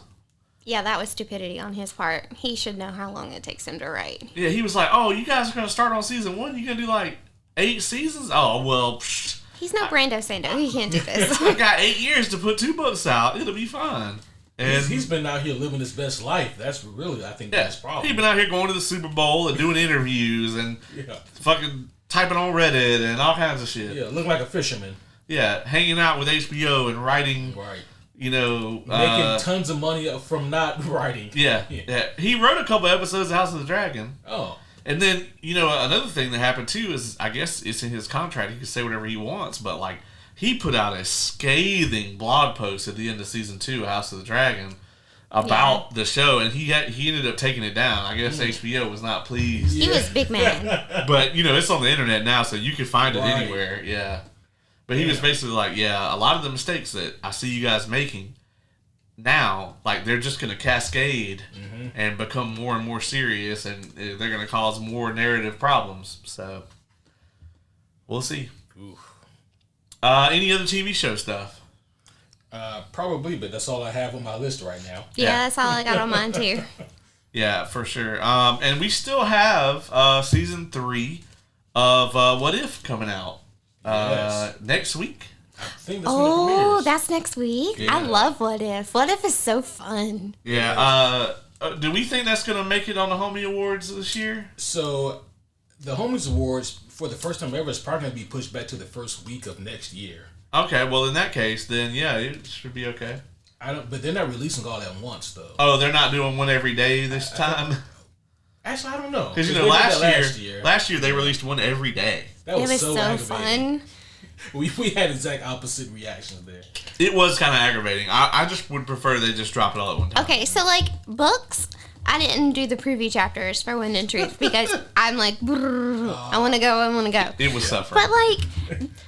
But like that, I was like, cool, I get something to do today. Because it was just one day. If it was like one a week, I got a problem. Like, that's annoying. But one every day, that's kind of cool. It's exciting and get a nice little treat. She was kind of like how you wait for the Omni most of the time rather than read the floppy comics. Yeah. That's pretty much what happened. I get that. With Wind and Truth, is I was reading the floppy comics as they came out. Yeah, I want to stop when I want to stop, not when they tell me to. It was awful, I'll be honest. It was like I got like 2 chapters a week, 2 or 3 chapters a week for like months. I mean, back before the hurricane even. Oh, wow. Yeah. Yeah, for a book that came out last week. Fuck. Yeah, last week. Jesus. Okay. Well, damn. Time. Like hope is an illusion. Was that this year? Last year. Mario was last year. Yeah. That little star. Yeah. Emily, I love him so much. I guess we can talk some video games this year. Oh, yes. The VGAs was last week. We were actually... So get this. I said I wasn't watching the VGAs. And I didn't. And I haven't. But unfortunately, it was a lose-lose situation for me because while the VGAs were on, we were watching fucking Craven. We actually beat VGAs last year, though. We did. Yeah, because Baldur's Gate. And a very cute game that I'm actually probably going to buy one this year, and it was Astrobot. Oh. Yeah. I hadn't even really heard about Astrobot, and then it wins Game of the Year. And don't get me wrong, this year with Game of the Year, I had no stake in the game because Same. I'll be honest, like I had a really slim year for video games this year, especially for new ones. The main 2 video games I played this year, one of them was from 2 years ago, which was Ragnarok. Yep. I finally 100%ed the main game. I still need to play the DLC. He did. I saw him get his ass whooped so many times. Oh my god! Because I fought all the berserkers and have you fought the Valkyrie Queen? Oh my not in this god! one. She literally I had over 100 attempts on her. Oh my god. It was awful. Like there'd be times where she would watch me sit down at the computer. I would fight her for like 2-3 hours, just And get the not win. shit beat out of me. Then I'd be like, oh well, that's my gaming session for right now. Yeah. And I would come back the next day and get another couple hours of ass whooping. Jesus. Yeah, she was the hardest fight I think I've ever fought in a video game. Giant puppy was very cute though. So it's not Cerberus, is it? It's the Norse version. Oh, yeah. Fenrir. Oh, Fenrir, yeah, yeah. Fenrir, yeah, Yeah. the giant. Yeah, that's right, the giant fucking wolf thing. Yeah. Yeah. Super good boy. Not at first, Not at first. but later. But later, yeah. He's the goodest boy. He's the goodest boy. Yeah, so there was that and Satisfactory. And it got a total snub at the Game Awards, which a lot of people were pissed about. I was watching some coverage where people were like, how is this game not even nominated?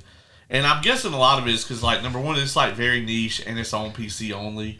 But also, I mean, fucking Flight Simulator's the same way, and, I mean, it gets nominated for stuff, you know? You, Jamie, and Jamesy had a great time. The jams were jamming. Yeah, all the jams. Yeah, we had our own server going, man, and I have, like, 400 hours on Satisfactory this year. Wow. Yeah, Jamie, hardcore. She was very, it was organized. She knew where everything was. She was top tier manager. Yeah. Yes, that feels like a trash. I think I would suck at that game. Yeah, I think at first I would probably be like, oh, this is cool. And then later I'm going to be like, all right, I'm going to. Like, this is a fucking mess. Who made this? Yeah, exactly.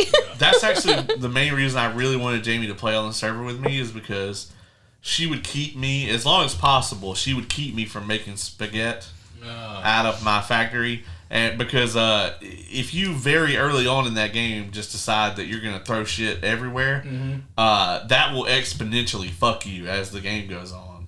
So really, the game is like, how long can you keep shit neat? Yeah. You know? And then at the end, it's just very damn near impossible to keep it neat.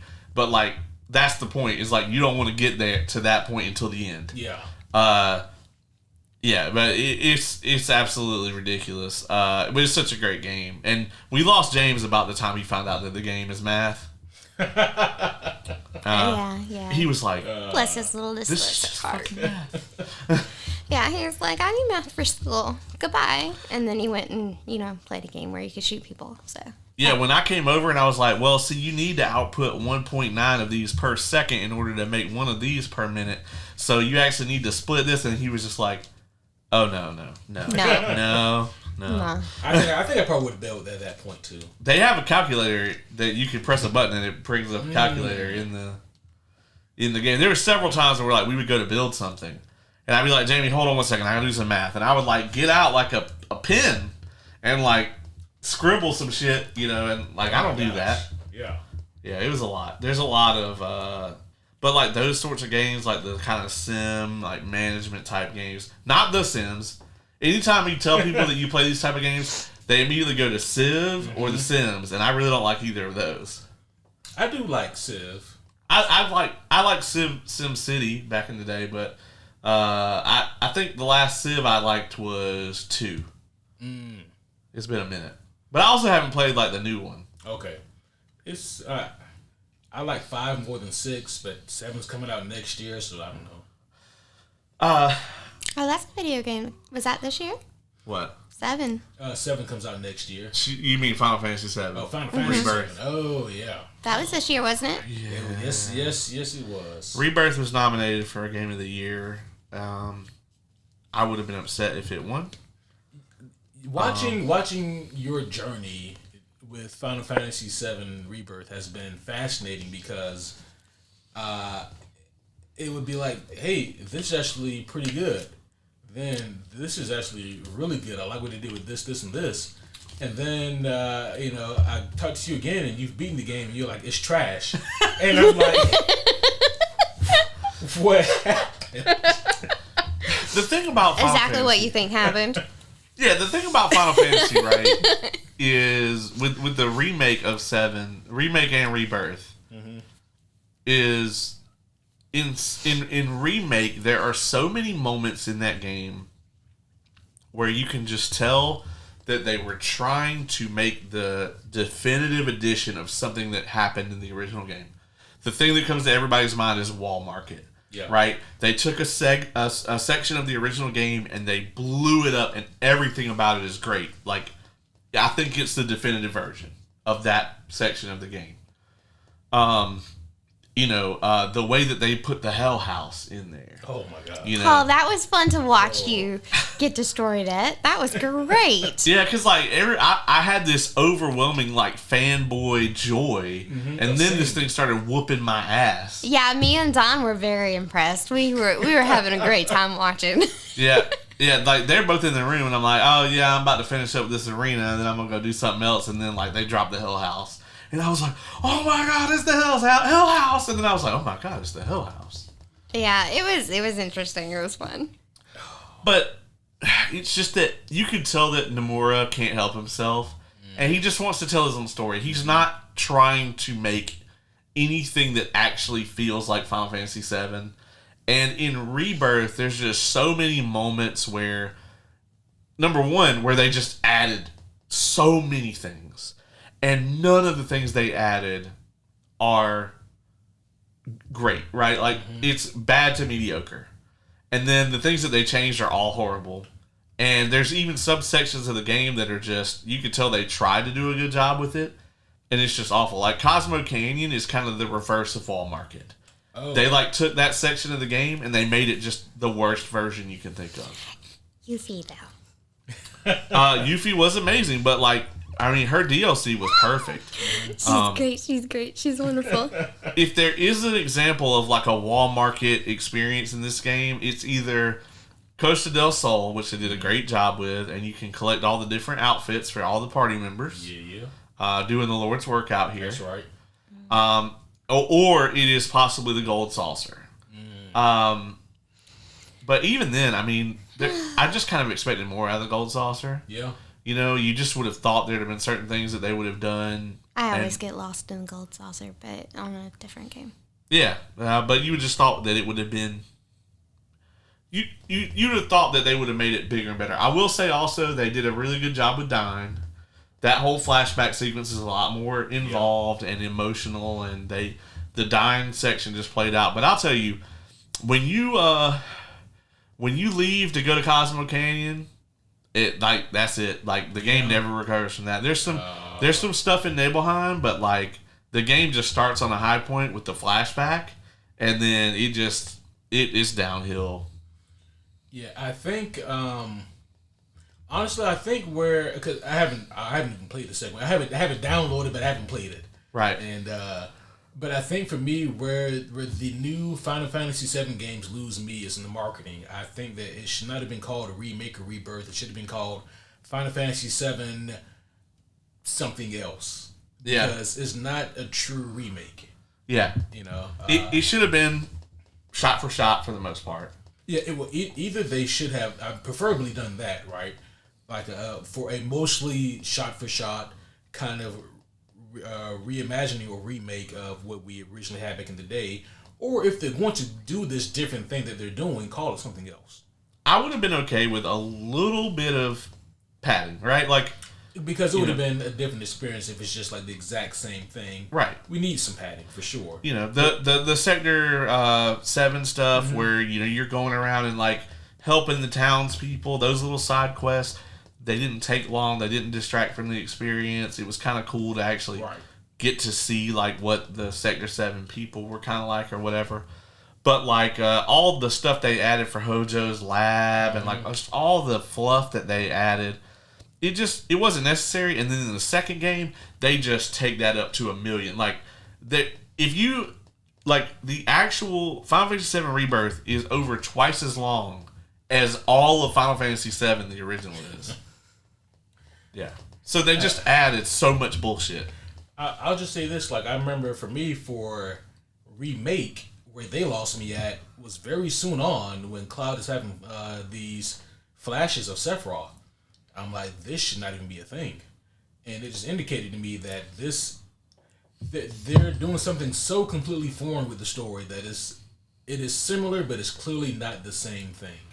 And it goes way off the rails in this one. Oh, There is a one part in the reactor. I forget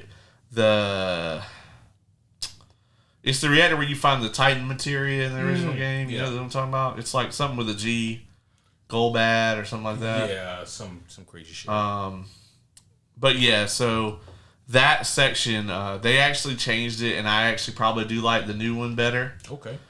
Because it's this part where not you don't mind if I spoil it, right? No, go ahead. Okay. So basically what's happening is it's when they get to this reactor and it's full of the Mako, and I love the ASMR there. And it's full of the Mako, and you actually see Weapon down in the reactor. And Cloud has one of his little things where he like snaps or whatever, where Sephiroth's trying to take control of him. And he looks over at Tifa and he's like, how come you don't have a scar? And he just flips the fuck out. Huh. Yeah. I was like, take your shirt off. Let's see it. Yeah. Do you have it? We But need validation. Yeah. They didn't do that. It would have been a 10 out of 10.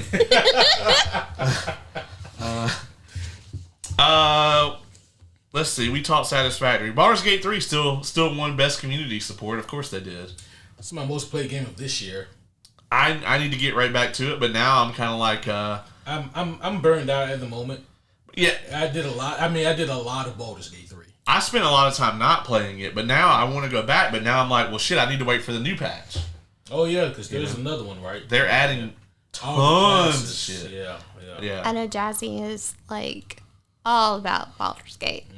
And they're adding more modding stuff. Like, I'm really excited. I think my next playthrough is going to be with mods. Yeah, I recently did a playthrough with so many mods. so many mods. It was a blast, but after that I was like, okay, I'm good for a while now. Like, I've put in total, I think around 600 or 700 hours, and I'm like, I'm good. I have a lot on it too, yeah. So I'm gonna go back to it definitely sometime, but I think I think what's Jim Cornette said, how can I miss you if you never go away? Yeah. I just need some time away from it right now. Wouldn't it be funny if, like, this patch comes out? Because, they said this last patch was going to be it. Yeah. It'd be funny after this last patch later, it was like, well, actually, we got one more. Expansion. No. That'd be amazing. Still love our picture with the cast. Yes. So great. They were amazing. They were absolutely amazing. I was starstruck. I could barely make words. They were really great. You went to their panel with us, though, right? Yeah.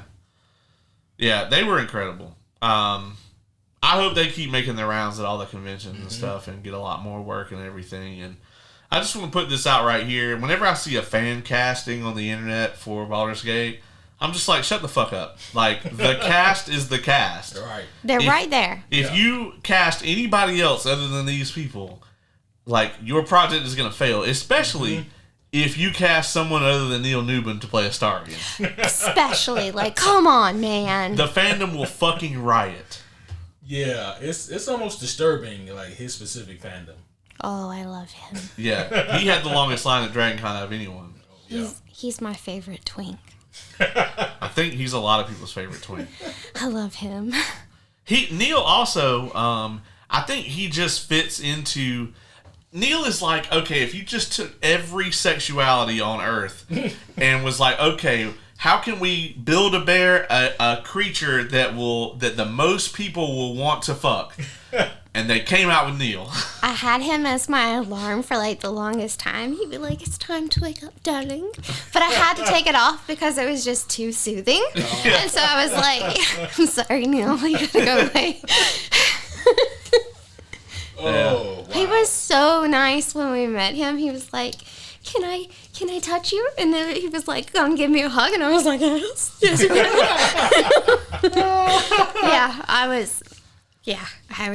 I was awful. My friend Nix, who is currently reading through Well of Ascension, is also just a huge fan of his as well. So Jasmine was actually, I think, wearing an Astarion shirt today that said Astarion's juice box on it. Yeah. Goddamn, that's something else. I also like him because he's like a new vampire, right? Mm-hmm. It breaks the trope. Even though he is old, it's not like, oh, he's this supreme ancient being. Like, no, he's like bad at it. Yeah. Yeah. Plus, he also, like, all the girlies that want to be like, I can fix him. You actually could. Yeah, you really could. The red flags were there, but you could fix him. You could fix him. Which is why this game is a fantasy.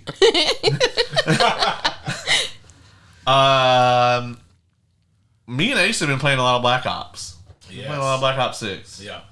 I don't know how much we need to talk about it. It's a Call of Duty game. Call of Duty is Call of Duty. I'd say this one is Call of Duty and better than the last bunch. Yeah. It's doing a good job.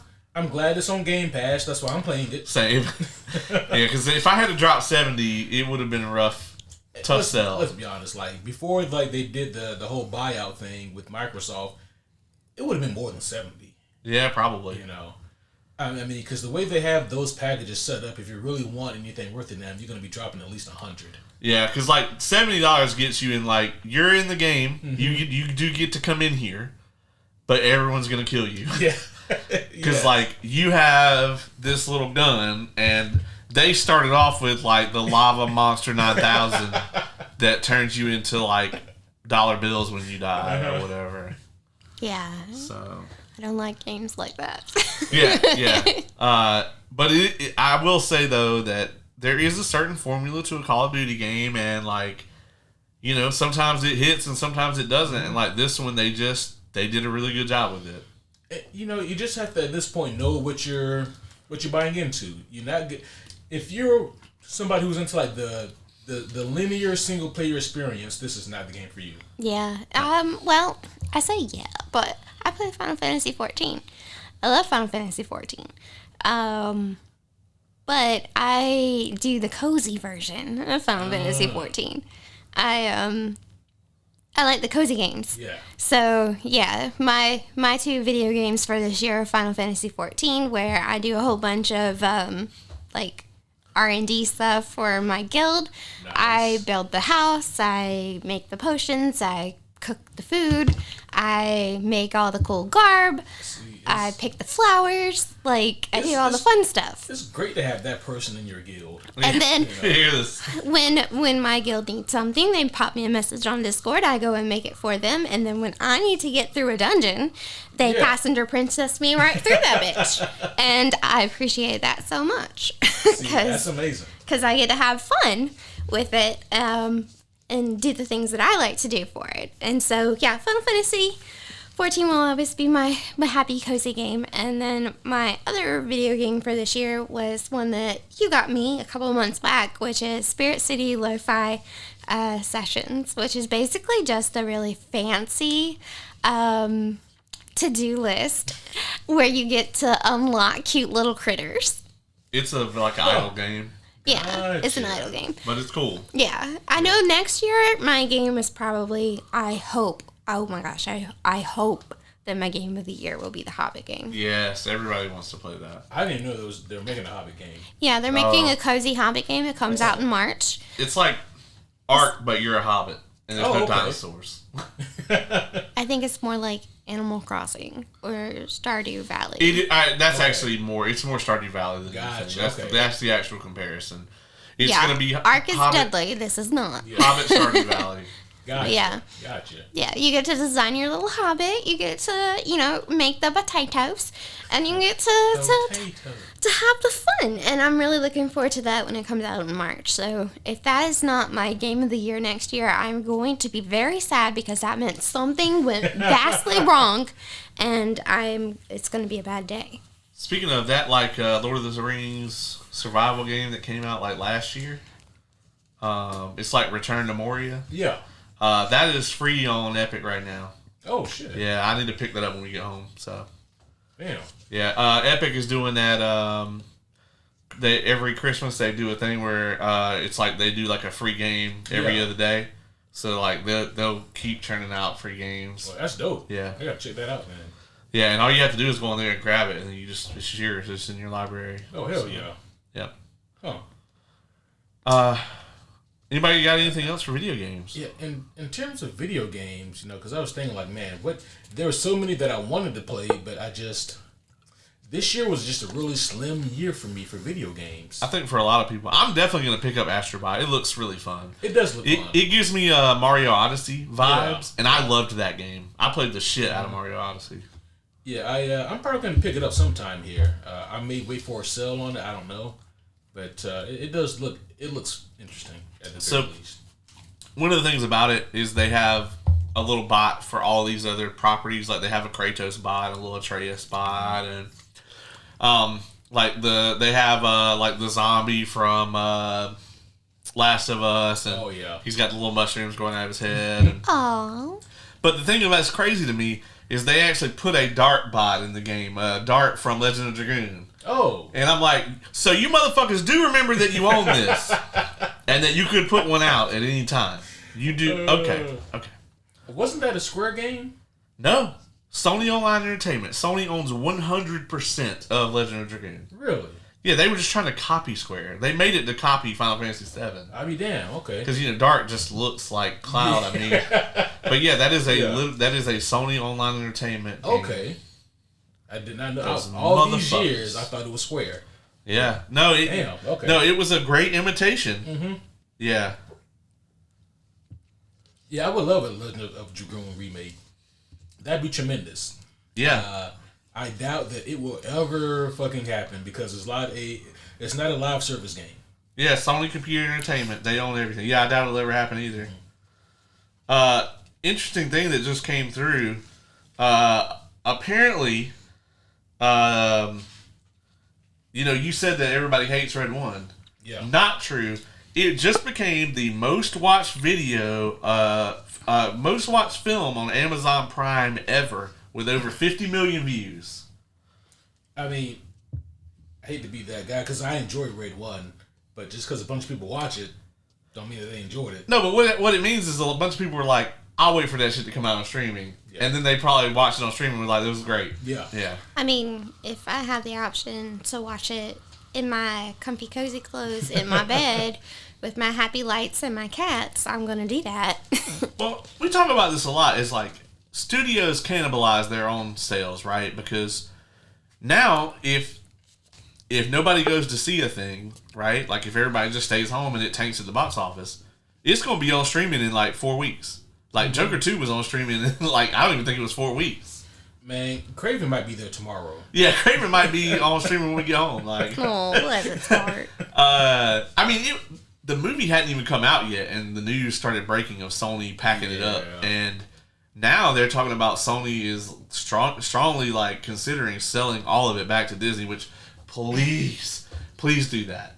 We're gonna go more into depth for the comic news. Yeah, for sure. But oh my god, if we could get like a Marvel Sinister Six. Like Sinister Six versus like Peter and like a young Miles. You mean to tell me you didn't want to see Vulture and Morbius and Madam Web and Craven and Venom as the Sinister Five team up against Null? Against Null? No, I didn't. What? I did not want to see that. No. But I'm telling you, man. Here's the story right now. It's like the Sinister Six come together. They try to take down Peter Parker. They almost succeed. He gets like super injured, and then like Miles has to like try to keep the city together while he recovers, and then Peter comes back at the end of the film and they fuck him up. That's kind of that's fun. Yeah, that would be cool. You wonder how much of that they stepped on already, though. Yeah. I mean, with No Way Home. I don't know. I'm just saying because like I would love to see that, but it might feel similar. You don't do it in the next movie. I think you do it in 5. Mm-hmm. The next movie needs to be like as ground level as possible. Like, right. I would love for the next movie just to be Peter and a villain And that's it. I don't think we're gonna get that. And Daredevil. Yes. Peter and Daredevil and Kingpin and some other villain. Right. All right, we're already unraveling it. Yeah. or unraveling it. Which are we doing? I think we're unraveling it on one end, but then the other end is getting raveled. Well, we have comic news coming up where we can expound upon this greatly. Let's talk books and comics. Actually, there's another video game. Oh. Yeah, so... we got a badass over here. I mean, you know, there's two more here that I want to talk about. One of them is actually a little bit surprising for me. So one of them is V Rising. I was able to play that. I played that a little bit with the homie Kevin. Yeah, he and I, we game like every Tuesday. We hope so. Always find something to do. V Rising was a revelation in our house. Oh yeah, you and yeah. I had everybody playing that shit. Like I had we had a server for a while. I think we had taken it down by the time you started playing. Probably. But me, Dylan, Jamie, James, Don, one of Dylan's friends, like we had like 7 or 8 vampires on the server. Yeah, it was funny because they would move him around. They kept dragging me to random, like if you don't go to sleep in your coffin, they can move your body. Oh my god! And they would just drag me to like random places. They would put me somewhere in my castle and then build walls around me. Yeah. Yeah, it wasn't for me. Really? Yeah, I just didn't care for the gameplay loop. Wow. Didn't really care that much for the mechanics. I mean, it was decently, it was okay when I played with Kevin, but even then I got tired of it and I just couldn't play it at all single player. See, to me, V Rising was like the epitome of that type of game. Like I feel like so many other games really try to capture that. Like it's in that same line with like Ark and Power World and like just kind of all those games that are in that sort of genre where it's like you have the base building and management and then you have a combat portion also. Yeah. And I feel like so many of those games just like they get one specific thing very, very right. Mm-hmm. And then everything else is fun. Like with Ark, it's the dinosaurs, right? Like they're amazing. You can tame them. Yeah. You can fucking build a base on a big ass pterodactyl. Like fuck yeah. But then everything else is so, you know, just kind of bare, rudimentary, and like. So that's what Final Fantasy 14 got right. Yeah. Because I can do the base stuff. Oh yeah. Take care of everything at the house, and you know, like have fun with all of that stuff. Go out into the field and pick things. Right. And then everybody else that wants to do the battles in the dungeons can go and do whatever they want. Yeah, and they can handle that. Yeah, they can handle that. I feel like V Rising got the best combo of those different things, right? Like, I thought all of it was well done. Like, the crafting system I thought was great. I thought that the bosses were fun, like the mechanics or whatever. A lot of people, that sort of top-down isometric thing doesn't really do for them. It's just not their thing. I may typically be in that genre because, like, it's hard. Like, I remember as a kid loving Diablo 2, but when I played Diablo 3, 4, Path to Exile 2, I very quickly am like, I don't like this. I hate it. I don't, you know. I hate it very quickly. Oh, okay. But I loved V Rising. I didn't even think about it being this year because I've had it for so long because I was in the early access. But yeah, the full release did come out this year, I think. Did Kevin love it? Was he? Yeah, he really enjoyed it, and I wanted to look at the show. I never said I thought it was a bad game. Yeah, it's just I realized that it's not for me. I will say though, there is like no replay value. Like the moment we downed Dracula, everyone logged off and nobody went back. Oh, okay. Yeah, it's kind of like because I mean, once you've killed him and you have all the best shit. So there's no real in-game content yet? Well, I think the in-game content is kind of when you get to I think level like 80, then you can start hunting down like the big world bosses, which he's the last one. Yeah. So it's kind of like he is the end of the in-game content. I got you. And then, but once you finish that, I mean, that's it. Like there's really, I mean, you can decorate your castle. Yeah. You know, but the only other game I had on my list, and this had like a similar kind of up and down, but I thoroughly enjoyed this game, was Helldivers 2. Oh, yeah. I didn't even think about Helldivers. Yeah. That was also another big highlight in the house this year. Yeah. I got tired of that game way faster than everyone else. Yeah. Don and James were very into it for a while. Yeah. Me and Kevin, we were pretty heavy into it for a while. And we may go back to it now that they got this this brand new, nice looking update. It looks really good, so we'll see. Some of the cosplays that I saw for it this year have been really good. I think it won Best Multiplayer. I think it did. Yeah. I like the concept of it. Mm-hmm. For me, though, a game like that, if I'm going to do the same shit over and over, it has to have something to hook me, like Call of Duty does. Yeah. There's always a gun to level up, or this new ammo type to unlock, or I want to unlock this operator skin, or you have to give me the carrot on the stick. I have to constantly, and I have to keep getting the carrot. You have to let me get the carrot. You tie a new one on, and then I'm like, oh, this carrot's stale. Give me that carrot. But with Helldivers, I think it's just the stick is just too long to keep me. Like, between unlocking things, if I got to go play 11 of these matches to get the next call down or whatever, like, I don't know. I felt like the progression was too slow to keep me. Yeah, you're right. And that's ultimately why me and Kevin kind of stopped playing it for a while. Yeah. But there's a bunch of new stuff they just recently added in. Because Kevin and I, we're actually, I guess, two of the only fucking people on the planet who played the first one. We played the shit out of Helldivers 1. Yeah, I never even heard of it. Yeah, most people haven't even heard of it. But. Yeah, I didn't. When they were like 2, I was like, when was the first one? I didn't even hear. Well, I know the developer never expected it to blow up like this. And the developer even came out and they were like, kind of similar to what happened to Power World, is it was like, if somebody wants to buy this shit, here's my number. Because they basically were like, we just don't have the infrastructure. Like, as an indie game, like a small studio or whatever, they could make the game, but then like the supporting it, they just couldn't do. And I feel like instead with Helldivers 2, I think they signed a deal with the devil with Sony. Did they finally reverse that shit where you had to have a PlayStation account? Right? Yeah, they did. Yeah. I know Jamesy was pissed. Oh, everyone the game plummeted. Yeah. But so here's the crazy thing, right? So I think it was during the VGAs where they made the announcement about the massive update they had, and they showcased all the cool new stuff you could do.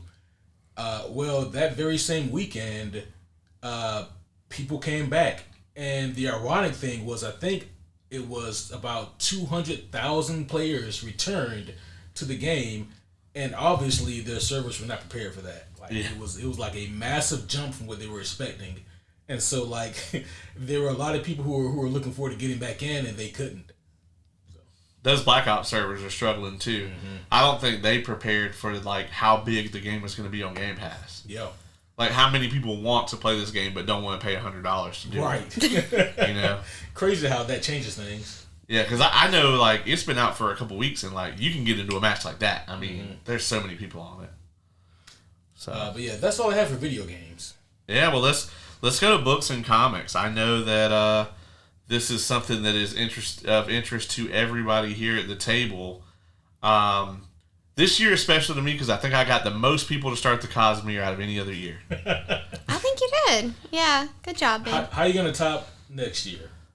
As you know, Mistborn just hit the New York Times bestseller list for the first time after being out for 18 years. Which is amazing. Yeah, that doesn't happen usually unless there's like an adaptation, like a movie or a TV show or something. None of that happened. It's just pure groundswell hype. So I think next year, maybe my goal for next year will be to get enough people into Stormlight because that is the harder jump.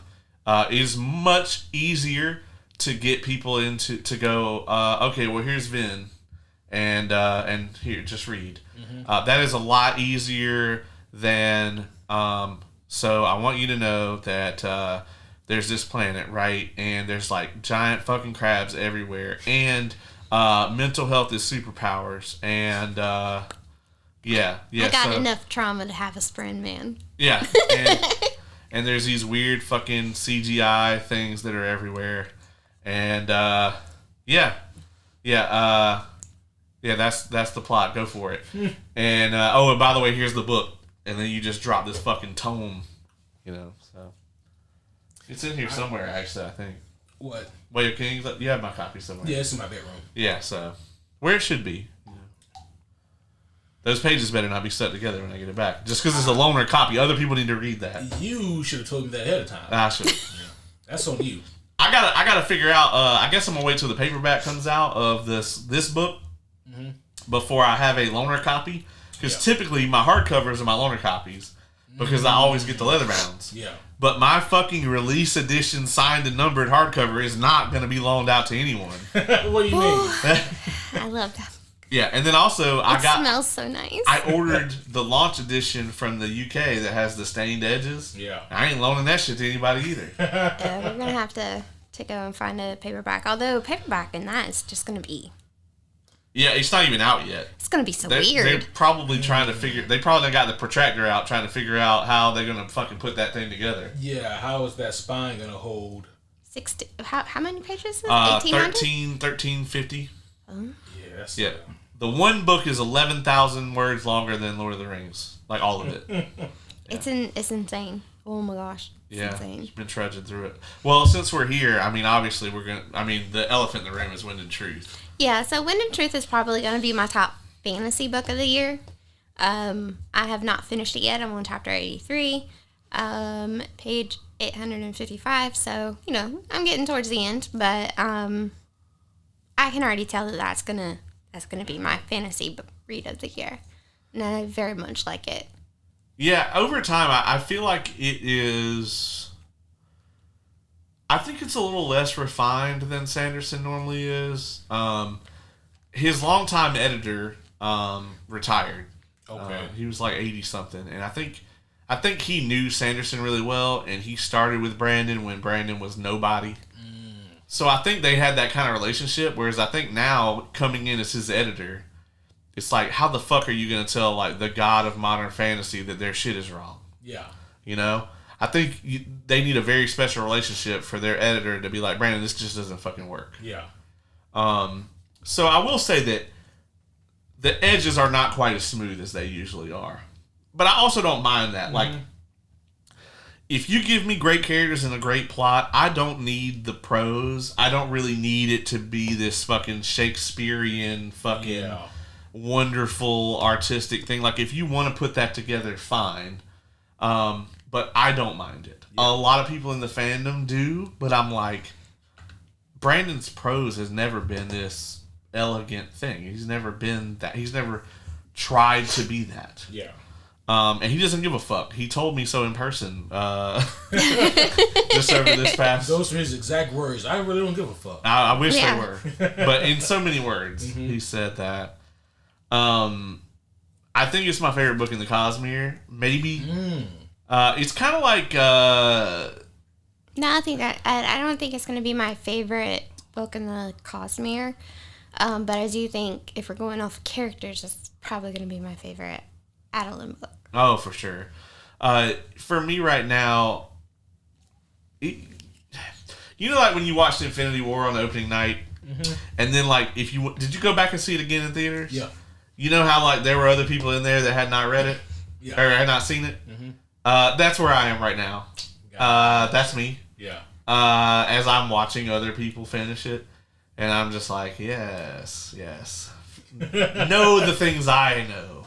But I can't say anything right now. Yeah. Even though she would like me to, I will not. Oh yeah. I threatened some stuff on the way over here. Yeah. But I to a lot of people, this is the end of the 5-book arc. It's the biggest book in the history of the Cosmere.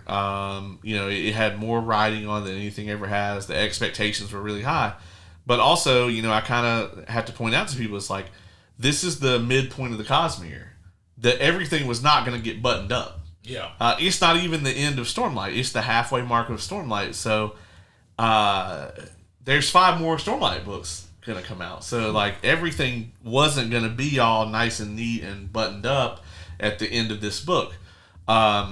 So, what I wanted in for my expectations is I wanted to be absolutely blown away, which I was. And then I wanted a bunch of I wanted to be excited about the future. Yeah. And I really am. So this book, because I remember at one point you were worried about this book maybe not being able to live up to the hype behind it. Did it do that? I think for me, it certainly did. It did not give me. There were things that were longtime theories of the fandom that paid off in this book. He wasn't going to try to do some shit where it's like, oh, I've been laying the groundwork for this, but since everyone's already figured it out, I'm going to change it. Mm-hmm. You can tell he never did that. Good. But he did fulfill them in ways that you maybe didn't expect. Yeah. And I thought that was great. So it's like the theory was right, but here's how we got there was different. Yeah, you didn't get quite this. Yeah. And then there was a lot of things I thought might happen in this book that didn't. I will not elaborate on this, but at the very beginning of this book, I was like, well, here's two characters. Actually, I was like, here's three characters. These two characters are certainly safe. No, I said, I'm scared this character is going to die. I said, this character is absolutely safe. And I said, this character is almost entirely going to die. And all of those predictions, I think, were wrong. So, yeah, it was something for sure. And it left me really wanting to know what's going to happen. So, damn. Yeah. I mean, that's like a great kind of encapsulated hype machine review for it. It hurts me that I have to wait all this time for the next book, though, right? Yeah, so what's the time frame? The earliest we could get the next Stormlight book is 6 years. Yeah, it's a hot minute. The latest could be 10. So. But in between there, we're going to get other books. We're going to get, like, Era 3 of Mistborn. Yeah, and 2 sequels to Warbreaker at a minimum. And I'm like, that's only 5 books. There's no way he's only going to write 5 books in 7 years or whatever it is. That's crazy. So I really do think he'll probably put out those 5, maybe write 1 or 2 other things. He might write a Stormlight novella in there somewhere. We still don't know what the fuck is going on with Rock. Yeah. So he left that open for him to go back to it. But, yeah, I mean, at some point, I think he's going to start on it sooner rather than later. I don't think he wants to be rushed the way he was with this book, because from the time that he turned in the first copy to the time that this book went to print was like incredibly short for a book of this magnitude. It was less than a year, I think. Damn. Because he went and wrote 5 fucking books during the pandemic. And so he kept having to stop his editing of Stormlight and go, oh, well, I've got to put Tress out. Okay, well, I got to go edit that for a month. Okay, well, let me go back to Stormlight. So I think he probably won't do that to himself next time. I also hope that this new book is shorter because I think he is pushing the physical limits of what a hardcover can hold with 1,350-something pages. Yeah. And there's no arcanum in this book. The book goes to the last page. Oh, yeah. Wow. And the text is small and the pages are thin. Yeah, it's like Bible pages. Yeah, and for it to be that many pages and that size of a book. Yeah, I mean, literally, if you open up the back cover, it's like the cover, and you flip that open, and that is the last page of the story. Wow. There's no. And it wouldn't make sense for there to be an Arcanum because Chris is off-world by now. She's done said, fuck this. I do not want to be here. So it wouldn't make any sense, actually, for there to be an Arcanum in the back. So. Well, shit. When you put it that way. Yeah. That tracks. Yeah, do you got anything else you want to add? Okay, yeah, I have lots of... I have categories, okay? So my favorite fantasy book is gonna be Wind and Truth. My favorite whodunit book this year was Ghost Child by Caroline Ovington. It's Ghost Child? It's an Australian book. It was very, very good. Very much enjoyed that one. And then my favorite smutty book was Losers by Harley LaCroix. It was Polly Books, so that was fun. Shout out to Leah for recommending that one. Yeah, super loved it. It was great. That's all I can say about that one. Is it hot in here? Your face is... Yeah, that one got spicy. Okay, my favorite audiobook that I listened to I have been super into the Harry Dresden Files by Jim Butcher. And the guy that voices the audiobooks is Jane Marsters, Spike from Buffy. You mean Piccolo? Yeah. Yeah, he also does Piccolo. Yeah.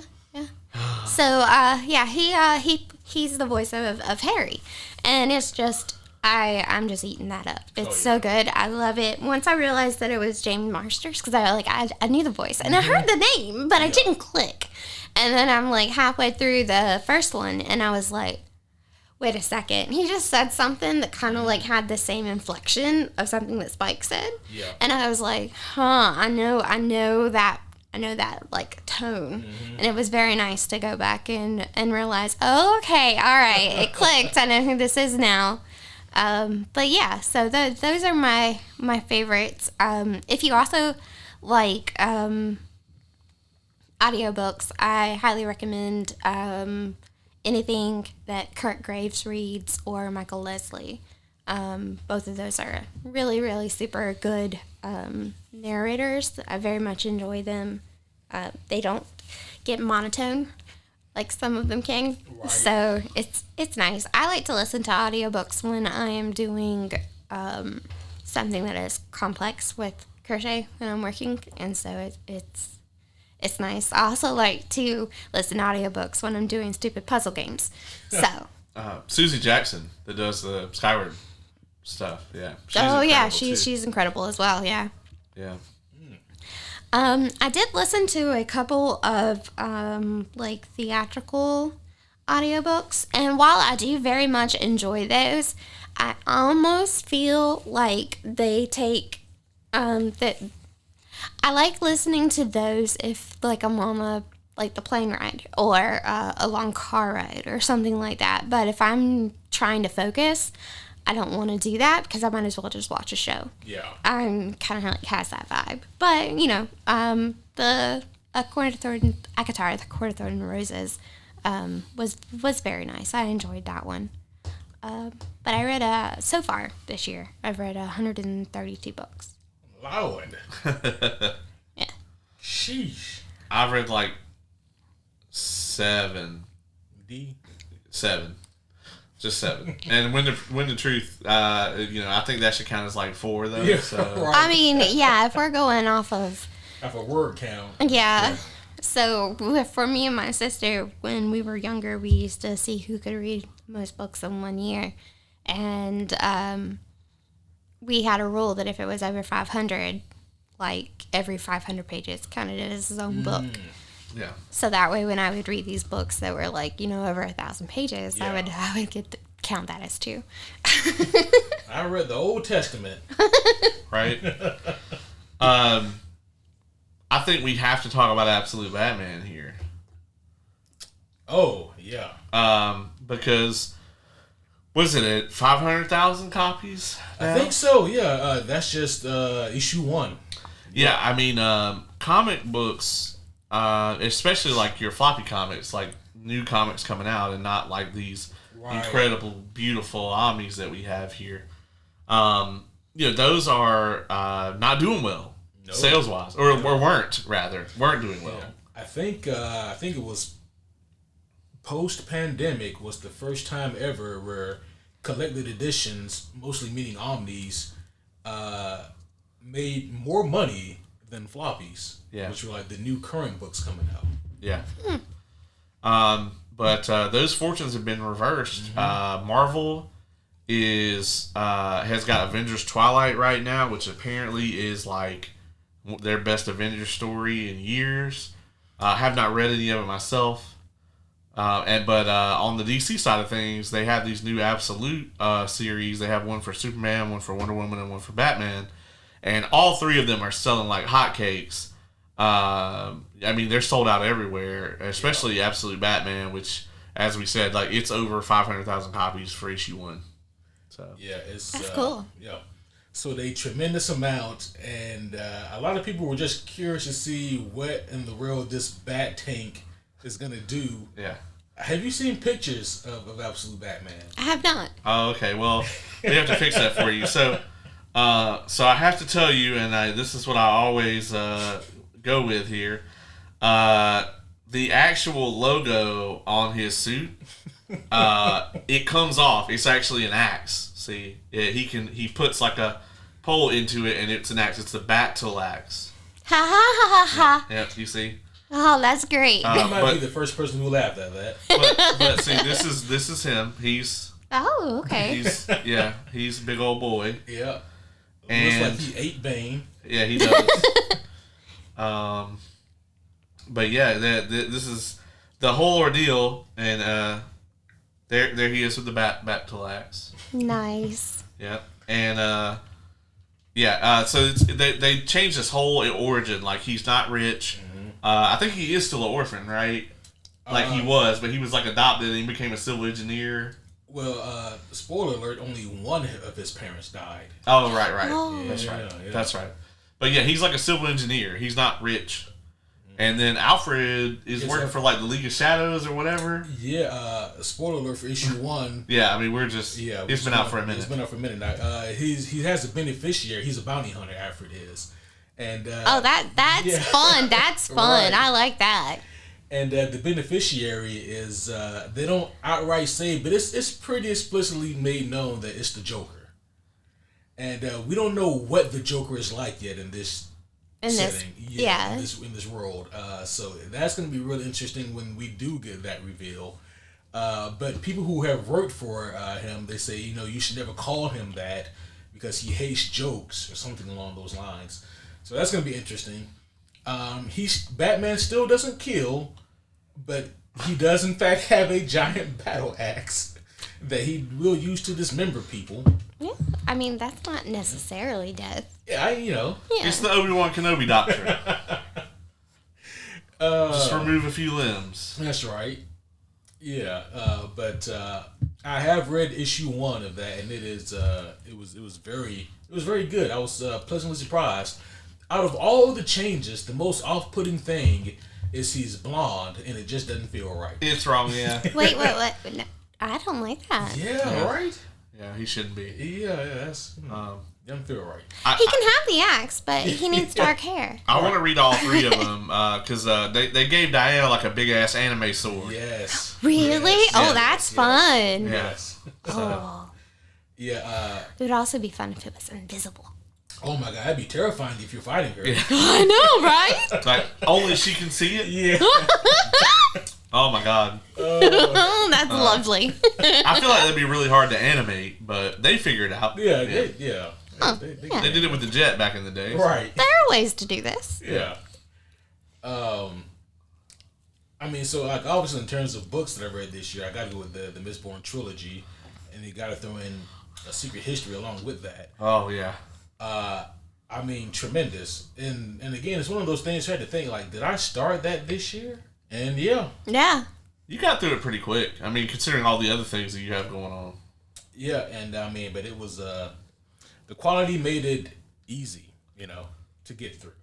So it'd be different, right? If this was like a trudge, but it never was. Yeah. I think this Sanderson kid might have a future in writing. Maybe? Yeah, maybe. Yeah.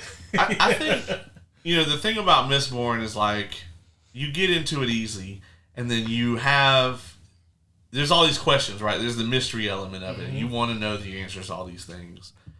And next thing you know, you've been swept up, right? And the ending is just so good for a hero. Yeah. It's perfectly buttoned up. It's exactly everything that you couldn't have imagined it, that it was going to go that way, but you felt satisfied once it did. Yeah. So it's like he pulled the rug out from under you like 40 times, and you never felt cheated. Right. And that's so hard to do, especially today.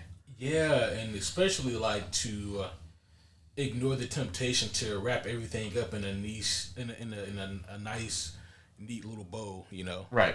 Yeah. And the fact that he was just able to to just completely stick the landing on something like this and give a real, true, satisfying conclusion to the story and to so many of these characters. It's thoroughly impressive, and I mean, it was just a great journey. Yeah. that Hero of Ages ending is so good that I feel like there's both things are happening through the fandom, right? Like, I feel like the fandom is searching for that again.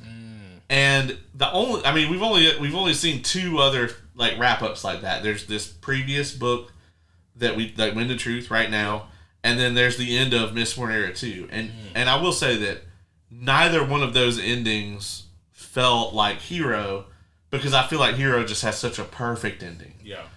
On the other note, though, I imagine Sanderson has got to be like making himself not go back to the well, literally. Yes. I'll give you that. Yeah, I got one. But I mean, I feel like that ending was so great that he has to avoid doing something similar. Yeah. Right? So. Yeah. And that's going to be difficult for him, right? Because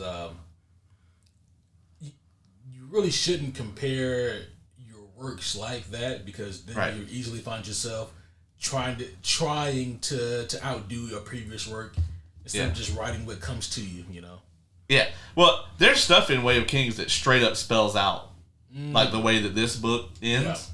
Yeah. And so you know that he didn't change it. You know that when he wrote Way of Kings all those years ago, damn near 15 years ago, that this is what he wanted to do, because the proof is right there in the book.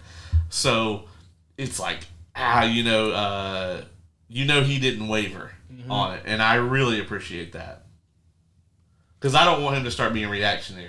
Right. You lose something as soon as you start doing that. Absolutely, because now like your drive for writing that story has changed. Right. So, I want him to write what he wants to write. Exactly. Because 9 times out of 10, probably even better than that, I typically like what Brandon wants to write. Mm-hmm. And the times that I don't, that's fine. I would much rather have that than someone like trying to placate me. Yeah. Fucking Kevin Feige has been way less successful. Right. It's much easier for me to make a dish that I know I'm going to like than to make a dish that I hope you like. Right. Exactly. Yeah. Just make what you're going to fucking make. And if I like it, then I like it. If not, then I'll just, depending on how much I like you, I'll say it was good. Right. Like, the wizard one. The Frugal Wizard. Yeah. Frugal Wizard. I tried to read it. It wasn't really for me. Yeah. It was one of his, but it wasn't really for me. So I didn't finish it. But it wasn't bad. It just wasn't for me. That's a Sanderson work? Mm-hmm. Yeah. But it's not Cosmere. It's not Cosmere. I went back to what was for me. Yeah. And I'm having a great time with that. Yep. Yeah, I don't particularly adore Warbreaker. I like it. I enjoyed it, but if I was, I would reread just about anything else before that. Probably that, or maybe Well or Elantris, like one of the older works. Yeah. But yeah, I mean, but I like it because of what it means for the rest of the Cosmere and how that goes forward. It's kind of like when the MCU still had our trust, where it was like, oh well, if they put their stamp on it, well, I'll go see it. Yeah. Oh, there's a fucking talking tree and a raccoon in this movie. Whatever. Fuck it. Fuck it. Let's go. It's like that. He hasn't lost my trust though. Yeah. He still got it. So. Oh man. How's that going, by the way? In your copious amounts of free time that you have right now. Lately it hasn't. Work has been working me. A saddening amount of time this time of year, for reasons that we have spoken about already. Yeah, this is a tough time of year for you. Good news is though, I only got a week and a half. Well, it's gonna be longer than that because we still have work left over for sure. Probably about 3 weeks. Yeah, 4 weeks. I'd say by the time we hit mid-January, that shit should be done with. Yeah. But enough of the depressing shit, like work. No more of that shit. Yeah. I was able to read a few comics this year, believe it or not. And one of them, I know this is for new books. The book itself is new. The contents are not. As is with most of these books here that I have. But it was a deluxe edition of a book that I had never read called Batman the Cult. And this is a book that was written, I think, back in the early 90s. Jason Todd was still alive because he was the Robin. So it was either the late 80s or early 90s, I want to say.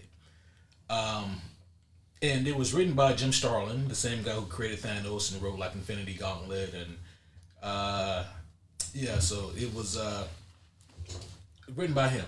And it was the reason I really wanted this book, it was the deluxe edition that they just came out with, was because it was always being touted as one of the books that really steered DC into like darker territories. Like this is the one where DC really just kind of went into they weren't afraid to go into grimmer territories, and so I was really happy to get it. Got it for a good deal, and I read it and I really dug it. There's a few things about it that I don't like, but for the most part, I think it's tremendous, and it is really dark. It is a really dark story. It's about a villain that actually this villain I think has one other appearance in a Batman game, Arkham City, Deacon Blackfire. Okay, Yeah, and he's a religious zealot. And, Those are always fun. Right? Yeah. So much fun to deal with. Long story short, Batman, he gets kidnapped by this guy and tortured relentlessly and drugged. And Batman, he's broken mentally. And he ends up, at least for a while, working with this Deacon Blackfire, who claims to be this Native American who has existed for hundreds of years through various means, and his whole goal is not unsimilar from Ra's al Ghul. He wants to overthrow society and build it back up right into something that it should be. There's too much crime in Gotham, and Batman's methodology isn't working. So at first, the people of Gotham are with Blackfire, at least in theory, because he's killing people, but he's killing the muggers who robbed my mother last week. He's killing the murderers out there. But then it's like he's killing that teenager who stole to feed his family. Oh, he's killing. Oh, they're killing jaywalkers now. Oh, okay, so it's now they're killing people who don't want to fall in line with Deacon Blackfire, and it gets bad. It gets really bad. And so there's a lot that happens that I won't give away here, even though the story's like 35 years old. But there's a lot of really interesting decisions that happen in that book, and yeah, there's just some dark shit that happens there. And I was like, okay, yeah, so this book did in fact earn this title of one of the stories that gets DC like this really dark label Batman. So very interesting book, very good book, I would say though. nice. Yeah. One that's not new by any means, but was new for me this year was The Button. I haven't started on Doomsday Clock yet, or Saga. I gotta get on both of those. I gotta get on those too. But I did read The Button, which is the prelude to Doomsday Clock. It's the build up to it, and man, I'm telling you, if they keep that momentum, because The Button was amazing. Yeah. It involves three characters that I really like. It involves Batman, it involves Eobard, and it involves Flash. Eobard being Reverse Flash.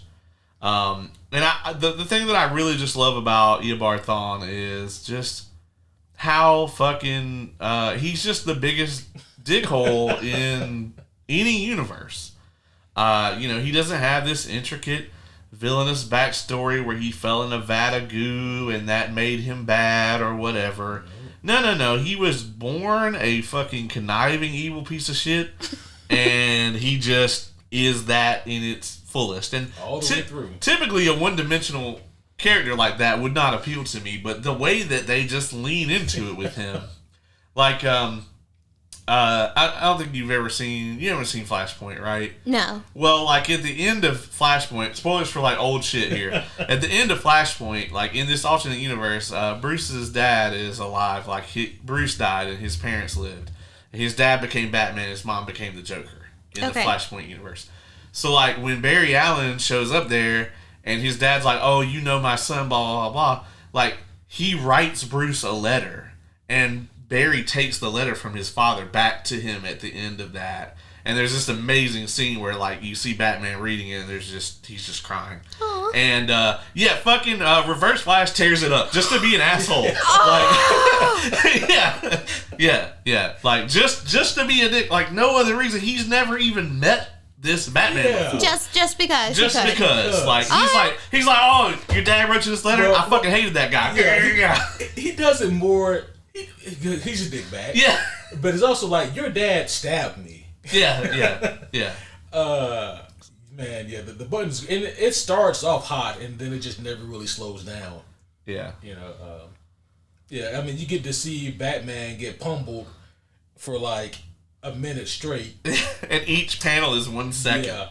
It's fascinating because Batman, he's on the phone with the Flash, right? And like the Watchman button has shown up in the Batcave, and he's talking with Barry about it. He's like, "Hey, I'm trying to figure out this thing, but you and me together, 2 detective brains, we can probably figure something out. 2 forensic people." And Barry's like, "Yeah, I'm wrapping up something here. I'll be there in about a minute." And Batman goes, "All right, you're on the clock." And then on the comic book pages, a clock pops up, and it goes from a minute, 59, 58, and then like after 3 seconds, Batman hears like a whoosh, like someone running in. He goes, "Oh, Barry, you're actually early," and a voice goes, "No, not Barry. The reverse, quite actually." And it was Reverse Flash, and then from that moment on, like each panel is like Batman getting the shit beat out of him. And what's funny though is that if you look at the time, Reverse Flash is able to punch him like 4 to 5 times in a second. Yeah, there'll be one where it's like 58, 58, 58, 58, and every time it's like him just. Oh, that's lovely. Yeah, and like Batman is still getting some hits in because he's fucking Batman. Yeah. Yeah, there's a point where he's like, and if I could hit you if I could just get you to stand still, and he like stabs him through the foot with a batarang. Yeah. Yeah. This sounds fabulous. It is. It's at the house. It's very short. I need to read it. Yeah, it's like not even a quick. It's a quick read. Oh yeah, it's a very brief read, and then because it was the original idea was for it to be like just your prelude to Doomsday Clock. DC, they did take their time with releasing Doomsday Clock because I guess they didn't want to fuck it up. Yeah. And so it ended up coming out like 3 years after the button. Yeah, that's crazy. Yeah. It was well received though, if I recall. It was. Yeah. I mean, it all depends on who you talk to, right? Like, people like me really enjoyed Doomsday Clock, which is supposed to be like a sequel to Watchmen, for bringing them into the DC universe proper. But if you're one of those people who are expecting it to be every bit as good and as innovative as the Watchmen, it's not going to be that. Right now. You know? Well, I'm not a huge fan of the Watchmen. She's not a big Watchmen fan. Understand. Yeah. I find them to be boring. Oh. I know, right? I'm so sorry. I'm so sorry. He's like, how many times have I had you on the show? You could have told me this to begin with. Now I gotta go delete all your episodes. I have tried. That is my favorite comic book of all time. Now you haven't. To be fair, right? I haven't read it. I've only watched it. You've only watched the Zack Snyder, and I did not like it. Okay, you should watch the animated and see if that. I will. Changes. I'm willing to read it, and I'm willing to watch the animated. But the movie, I found it to be boring and predictable, and I didn't like it. Well, it's Zack Snyder, so I don't know what to tell you. I will let that slide, Mister. I like the Marvels. I mean, it's better than a lot of shit Zack Snyder put out. Look at that. How about that Suicide Squad, the original? I've watched it over that. Suicide Squad.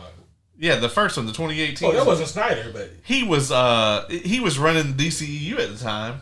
He had shit all to do with his stamp of approval was on it. Fucking hell. He was the Kevin Feige at the time. Oh, fuck. Well, by that measure, fucking Nolan was like, yeah, stamp of approval for BVS. Oh, yeah, okay. That didn't happen. Christopher Nolan, he didn't sit through that movie. He was like, they're going to fight at the end? Okay, all right, yeah, sure. So I got a thing that we can talk about for 2024. I know that we, as a collective, went to a lot of events. What were your favorite for the year? I mean, My favorite event that we went to for the year was easily Dragonsteel. First one, right? The first one that we've ever gone to. The biggest one. It was the biggest one they've ever had. Yeah, I mean, everything about it as far as the way the convention was organized, I would prefer that it not be in Salt Lake City. That's probably not going to happen. Yeah, that's not going to happen. But Well, if it's growing, right, how many, I know Salt Lake is like a pretty big city, but how many other places can they go within Salt Lake? I mean, the Salt Palace, I think, is the biggest venue in Salt Lake City. It is. That's what he said during the book release, was that they were in the largest convention in Salt Lake City. Yeah, I mean, they've got a room there that holds 10,000. Yeah. Like, and it was, they turned people away. Yeah, and they had overflow rooms, and they still turn people away. Wow. So, I mean, yeah, I can see them outgrowing the place. I don't know how much of it they're using. I know there are sections that they weren't using. So, I mean, I think it could grow a little more, but I mean, this fandom is not slowing down. If anything, it's hyper speed now. Yeah. So, yeah, I mean, I don't know. I think I would love to see them go somewhere else. But, I mean, even if they were to go somewhere else, I mean, they're probably going to go to, Denver. That's like the closest, next biggest city. Yeah. You know, so it's still going to be cold and that is true. and dry and elevated. Maybe is there a chance he won't do it during the winter? Yeah, that'd be my thing. Can we kind of release these in July or something? When I would love to escape here for a week. Yeah. And we're not be like, I need the humidity. We're prepared now, though. We got a little portable humidifier. It's like that big, and you can put any 20-ounce bottle into it. So you can just put like a Coke bottle or whatever, fill it with water. Yeah, because there was no humidity in the air. Yeah. It was awful. When I was in Utah, I remember I had never experienced anything like that weather-wise, because I was also there in December with that dry air. It was so dry, my inside of my nose cracked, and I got a nosebleed. Yeah. Yeah. I had never had that before. When you walk outside, you could feel it in the corners of your eyes just instantly. They just kind of like dry out immediately. Yeah. It was. It's not a type of cold that I enjoy. No. It's just a weird place, right? Like the landscape is just unlike any other place I've ever been to. It's very flat, and you can tell that every tree that is in that city was placed by a human. Yes. Yeah, no, nothing's naturally growing there. Right. Except the mountains. Yeah, and the mountains are, just random. It's not like there's hills and then mountains. No, it's just flat and then there's just a mountain. Yeah. But other than the location of it, I mean, the Salt Palace was great. The staff was incredible. By far the best staff of any convention. You could tell that they didn't outsource it. Like, these people work for Brandon. They're passionate about it. You could tell that everybody pretty much wanted to be there. Yeah, there wasn't, an asshole that I saw on, as far as staff, people that were outside, food vendors, other attendees. Everybody was really, really cool. And it was pretty lax, at DragonCon, I run a tight schedule. Oh, yeah. As the person who is always tagging along with me, I'll be like, yeah, man, we got 11 things we're doing today. You'll be like, okay, let's fucking go. Let's fucking go. Yeah, that's not me. I'm going to pick out the one thing at DragonCon that I am doing that day, and then the rest of the time, I'm going to be in the hotel room. This was very much like, you could take it or leave it. Obviously the release, everybody was there. We went to pretty much everything that Brandon was in. You know, we went to his spoiler Q&A. We went to his podcast recordings. We went to a few other panels too. But there was a ton of panels. If you wanted to go do Cosmere theory crafting or actual physical crafting or play the tabletop game that's coming out, I mean, there was just so much there for you to do. But overall, I thought it was just a tremendous event, and I had a blast. Yeah, it was a lot of fun. It felt like we were there forever, and it also felt like it went by really fast. It was very weird. But it was just a weird alien landscape all around, actually. It's also not trying to nickel and dime you either. No. The badges were reasonable. None of the food was ridiculous. No, you could get like reasonable meals there at the So convention they without don't- it being like $10 for a sandwich. Okay, I was gonna say they don't charge you $13 for a Chick-fil-A sandwich. No. No. There was a wide variety of food vendors there, and even like the actual vendor hall, like those vendors, most of the stuff was very reasonable. You could tell that each one of those vendors was like very well curated. It wasn't just, oh, we're gonna let 70 people in who can pay the thing. Yeah. It was very much like, okay, we want to make sure we got this person. Now, I would say like the vendors had a nice array of affordable to To extract top tier. Yeah. Oh Yeah. yeah, if you wanted to get you like a 10-foot wall scroll of some Stormlight shit, you could. Yeah. They just had a lot of stuff there. It was nice. What's some of your guys' favorite loot that you brought back? I think my Syl poster. Yeah, she's got a metallic seal print that's really good. I really love this shirt. I love my Vin shirt that I got. I got a Vin shirt. Oh, nice. Yeah, it's really cool. It's got her like going across the rooftops Yeah. with the dagger. Yeah, it's a darker tone shirt, and then the Vin on it is kind of like a dark, deep maroon. Yeah. And so it sort of blends in, but it doesn't really. And it just kind of reminds me of like, do you see her in the mist or not? Yeah. Like it kind of gives that vibe, and I love it. I also got new dice, which was nice. Oh. Yeah. We both got some dice. I got 3 sets of dice, and one of them is official Dragonsteel dice, so that was cool. Nice. Yeah, for the new RPG that's coming out. So He's using the D20 system, right? yeah, but there is a plot die, kind of like in Edge of the Empire. Okay. So Yeah, so- which honestly is a D6 that looks very weird because 2 of the sides don't have anything on them. yeah. Yeah, so very much like Edge of the Empire then. Yeah, In yeah. that regard, Yeah, I was like, I think your D6 is messed up. Then I was like, no, wait, you got 2 of them. Then I was like, oh, okay, this is a plot Yeah, die. at first when I bought it, I did not realize that there were 8 dice in there. And then I was like, oh my gosh, I thought that there are 8 dice in here. He's opened it now, but I got Dylan a Christmas present from there, and it's Wayne the Hat Toilet Dragon. paper? Okay. Oh, yeah, we did give No, him we that one gave as him well. that too. Okay. But we got him Wayne the Hat Dragon. It's a little dragon, and in Mistborn Era 2, there's a character who's always like trading for people's hats. Mm-hmm. He's stealing them, but he leaves another hat. Yeah, yeah. He's trading. You're just not. It's not voluntary. You know? Yeah. And so he comes with like a fuck ton, like 30 of these little hats, Yeah. and you can just change them out. Oh, that's awesome. And it was a cool little thing. My friend Leah got a giant metal Nightblood, which was nice. Oh, that sounds cool. Yeah. She also got a signed leather-bound Warbreaker. Very, very pretty. Yeah, I bet. Yeah. It's a nice one. So there was a lot. We also got pajama sets. Yeah, we did. We got pajamas. And I got a crochet kit that I'm going to be making soon of a cherry tree. So I'm very excited to make cherry tree. Random rabbit hole here, just for a second. You said pajamas. Does anyone else here remember the show Bananas in Pajamas? Yeah, I do. Yeah. Okay, thank you. Yeah. It's not a fever dream. It was real. Thank you. You're welcome. I wasn't really sure there for a second because I asked some other people about it and they looked at me like I was. Yeah, no, I've been there. Yeah, it was real. It was real. I went through that with not too long ago with Attack of the Killer Tomatoes. Is like my brain was trying to figure out if that was just a South Park skit or if that was a real thing that really existed. Was it a real thing? Yeah. Attack of the Killer Tomatoes. That was like the theme Yo, that's the song. song. Though. Yeah. Yeah, you remember. I remember. Okay. Yeah. All right. I'm starting to think Kay may just be saying that she remembers shit that she really No, dog. No, I remember. Yeah. Yeah, no. It's the thing. Yeah. There's no way that you remember both Bananas and Pajamas and Attack of the Killer Tomatoes. That's just... Look, okay, I had a weird childhood. Yeah. Yeah. There it is. Oh wow.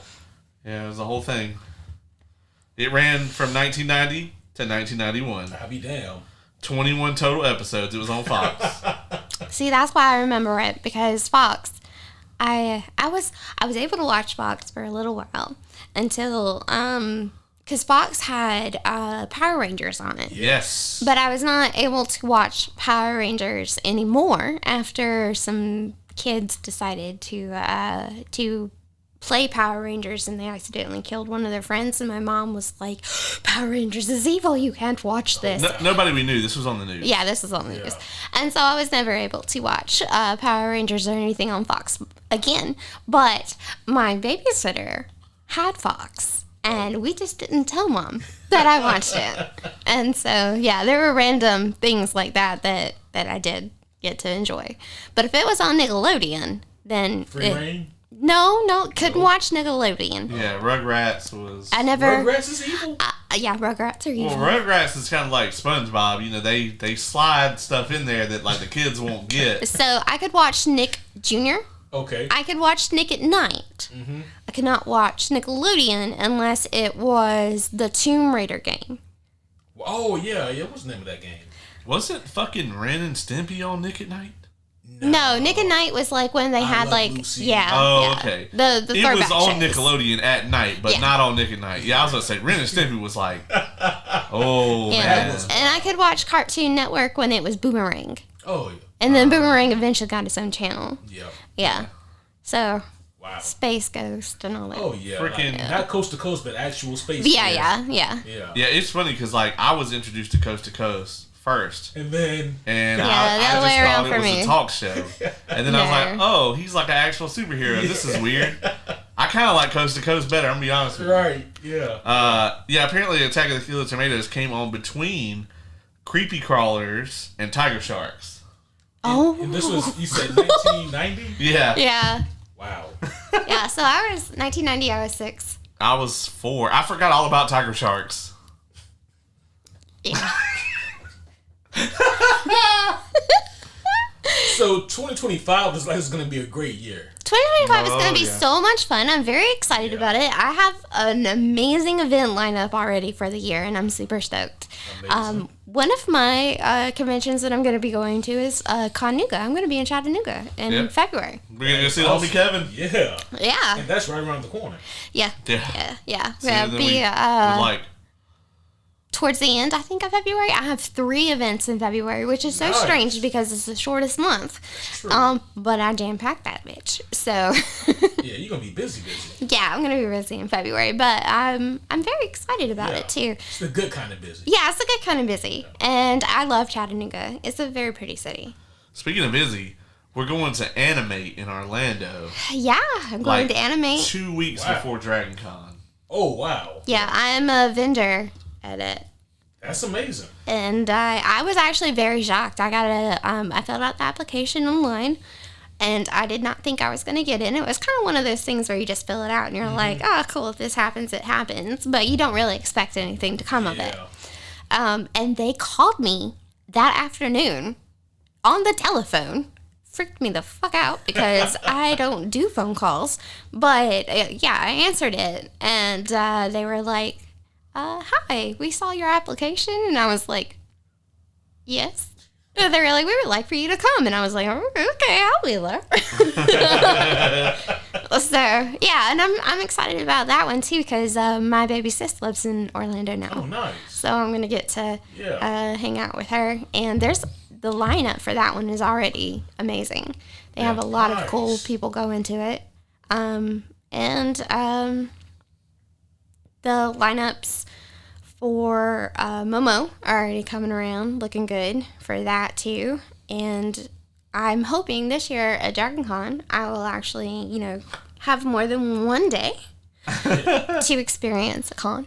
I'm gonna tell you, it like for me every year it's kind of like, Dragon Con is where I get to like just chill. I know that's weird because that's not what I do at that. No, con that at is all. not at all what you do. But it's like, I think it kind of comes down to like all the other cons that we go to some degree are business to me. Like, well, I mean, that's fair. Momo especially. To some degree, I'm usually working, and if I'm working, then you're in must provide mode. yeah, but Dragon Con is like okay, I waited all year for this. Let's fucking go. Yeah. You know, it was really funny too because I think Sunday was like you were like dragging ass, but you came out, and then the homie Oz took like another 4 hours but he eventually joined us. But like when me and Kevin were like that morning, we were like, normally right now we would feel terrible, but like I think we could do another day of this. And like by the time I got home that night, I was like, oh no, I could not have done another day of this. Right. I need to sleep for 2 days. I slept so long when we got home. He really did. I think what I need to do with Dragon Con is kind of treat it like I did Momo the first year that I went to Momo, where I took his advice, but I mixed it with what like the crafts and stuff that I usually do. And I kind of like didn't do that with Dragon Con, partly because I wasn't feeling that great. But I think that if I mix it with the workshops and the cosplay and more so of that, I probably will be able to do it, because it's a lot of sit down and enjoy what's right in front of your face instead of running all over creation. And that, I think, is the worst thing about Dragon Con is all the fucking hills. I know we were talking about Utah being flat, but there were no hills there. Yeah. And I appreciated that, because Dragon Con, oh my gosh, there's so many hills. Even the buildings have hills in them. It's a lot of walking, especially if you, like, even if you know where to go. I mean, you know, there was that one time where, like, you and Kevin were lined up for a panel, and I was going to join you guys, but Oz wanted to go to this other thing. So, like, I went halfway across fucking Tarnation to, like, go get Oz to where he was going to go, and then I walked to meet up with them. And that was like a mile, damn near. Oh, and then when I got dropped off, okay, so one morning I did not leave the hotel at the same time as everybody else. And so I took an Uber, and they dropped me off at the Westin instead of at where were they supposed to leave me? They were supposed to take you to the Marriott. They were supposed to take me to the Marriott, and they left me at the Westin. And so I get off, and I'm like, this is not where I'm supposed to be. I'm pretty sure this is not where I'm supposed to be. I started to freak out. So, like, he told me to sit down, take a picture of where I was, and send it to him. This is how well he knows the Dragon Con layout. He knew where I was from some random-ass picture by a staircase. There's no identified markers. Right. And he's just like, I know where you are. Just stay right there, and I will be there. And he was there within 10 minutes. I walked right to her. I knew exactly where she was, yeah. So. And I was like, I don't think that I could do that at Momo, and I know the MomoCon layout. I do not offer these services, folks. You got to be in my crew, and I'm already, I think, at the max number of newbies that I'm going to bring this year. I think next year I would still be considered a newbie, because I might have gone last year, but I was only out like a day and a half. Yeah, that's true. Yeah, Dragon Con is a lot. It is. I mean, we hit the vendor hall for like 4.5 hours. Mm-hmm. We were there till it closed. It's funny, just thinking about Dragon Con makes my feet hurt. Yeah. I know, right? It's just the thought. Oh, damn, that's a lot of steps. I'm definitely gonna go get me some new shoes before Dragon Con this year, if not before Momo. I loved the vendor hall. It was amazing, especially the top level where they had all the artists. The artists. Yes. The artist area for Dragon Con is like the size of a vendor hall at a normal convention. And like, it was amazing. I loved, because you could just talk and have like conversations with them. We had a long conversation with the guy that did the art for Harry Dresden. We did. That was quite enjoyable. We also talked to, well, I don't know if you were with me if it was Oz, but we talked to a guy that did a lot of artwork for Ninja Turtles as well. Nice. That was nice too. Yeah. It was just like a lot of very pleasant interactions, and the artist floor was much calmer than the other floors too, and so like you didn't have to yell. You could have like a conversation with someone, and it was very enjoyable. I liked the vendor hall a whole lot. I like it a lot more now that they spread it out. Like, once upon a time, there was like maybe half the space in the rows. Oh, and you remember that. Yeah. And it was like trying to get through. You were like this, and then if you, like, when you got to a vendor, you wanted to, like, look at their shit, you had to, like, jump out of traffic real quick. Yep. And even then, there was still, like, a river behind you of humans. Yeah. Oh, and no. You were just up like that. It was like at Dragonsteel, they kind of had that problem in their vendor area. It was too tight. They tried. They really did. They had lines on the floor. But it didn't really It didn't really fix the problem. I like that policy. It was kind of, so they had green tape on the floor, and it was basically like, if you're at this booth, then you're on the booth side of this tape, and if you are not, then you don't need to be in there. Yeah. And also, there was nobody, like, you couldn't stop and take photos with people and shit. There was none of that, so I really enjoyed that, too. Dragon Con is a lot more spread out, though, so it's acceptable. Like, obviously, if you're in a crowded area, you're not going to stop and take a photo with someone. But if you're in, like, one of the middle sections where there's an intersection or whatever, and you can kind of step to the side, that's fine. There was no room to do that here. Yeah. So, I don't know. I'm hyped for all the events this year. I think it's going to be fun. Before we wrap up, let's talk, like, what we're excited for 2025. Movie-wise, anything coming out next year that you guys are really looking forward to? I mean, 2025... especially for the bulk of what this podcast is. This Thursday, folks. Yeah. I mean, it's going to be a real resurgence, you know. Like this year was a little lean, especially if you're looking for good superhero live action material. Just the one. Just the one. Although I must say, going back to TV shows, Creature Commandos is actually quite good. I have not watched it. I've seen the first 2 episodes. Episode one is good. Episode 2 I thought was great. Is it just animated Suicide Squad with creatures? Kinda. Okay, but it's got the James Gunn charm. Yeah. Okay, that's all that matters. Yeah, it's we can live off of that for a while. Yeah, I quite enjoy it so far. But obviously we got Captain America: Brave New World coming out in February. Have you seen the extended trailer, like the most recent one for that? Yeah. I gotta be honest. Every time I see something, I'm more excited. I am cautiously optimistic, but that new trailer does give me a little bit more hope. But man, you know what's funny? We are not the only people who think that the editor for the Craven trailer did a good job.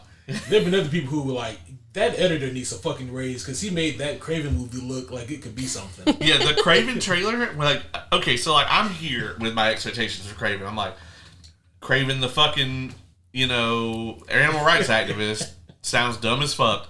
And then the trailer came out, and I'm like, oh, this is going to be like fucking Craven John Wick. Okay, I don't know that it's going to have anything to do with Craven, but it looks fun as hell. Okay, I'm in. I'm here.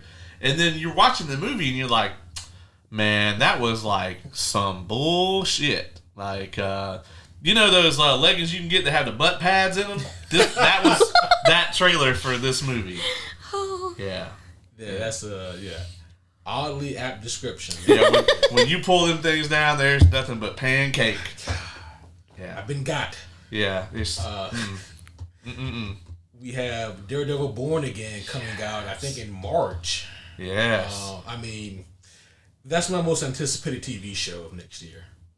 I really need Marvel to get this one right. I agree. We have, I don't remember which comes out next between Thunderbolts and Superman Legacy. They're both like within 3 weeks of each other. Both in July. Yeah. We're gonna get the Superman trailer Thursday. We will be here to bring you guys all of the updates on that.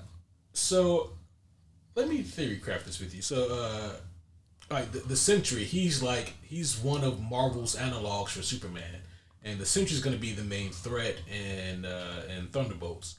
Thunderbolts asterisk. Asterisk. We don't know what that's about. Yeah, still don't know what that's about. There's an asterisk at the end of the title for some reason. Okay. Yeah. What are the odds you think that they are going to drop a trailer for Thunderbolts that finally showcases the Sentry? Like right around then? That has him in full, like, Superman-esque glory. I wish they wouldn't. I kind of want them to keep the villain a complete mystery until the movie comes out. Yeah. Marvel's restraint with trailers is non-existent. Happened one time where they did a really good job. Ant-Man 1. Yep. That was a surprise. Yep. They tried with No Way Home. They did try. They edited the other Spider-Men out. Yeah. Everyone knew they were in the movie, though. Andrew Garfield is a lying asshole. They had him go on the press tour and be like, no, I'm not in it. Yeah. Over and over. Yeah, their restraint with trailers is awful. Yeah, it is. I would love it if, like, so they put out a teaser for Thunderbolts. It's 2.5 minutes long. Yeah. That's a teaser. Yeah. So the trailer can be like 15 minutes. Right. Yeah. And here's the first act of the movie. Yeah. Yeah. By the time most of you guys hear this, the teaser for Superman Legacy will be out. Yeah. That drops Thursday, so that's going to be interesting. We should try to get that shit out real quick if we can. Yeah, for sure. We're gonna do a little comic news episode Thursday, maybe just because the Superman trailer's coming out. Yeah, I mean, no big deal. DC has more writing on this than anything ever, maybe. Yeah,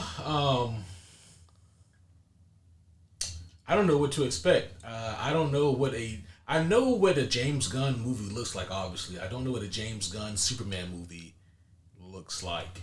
Yeah, it's always been weird, right? Yeah. Like, you think James Gunn movie, it's gritty, it's got dark humor in it, Nathan Fillion will be there. Which he will still be there. Yeah, he will still be there. He's playing Green Lantern. Of course. And because he's the voice of Green Lantern.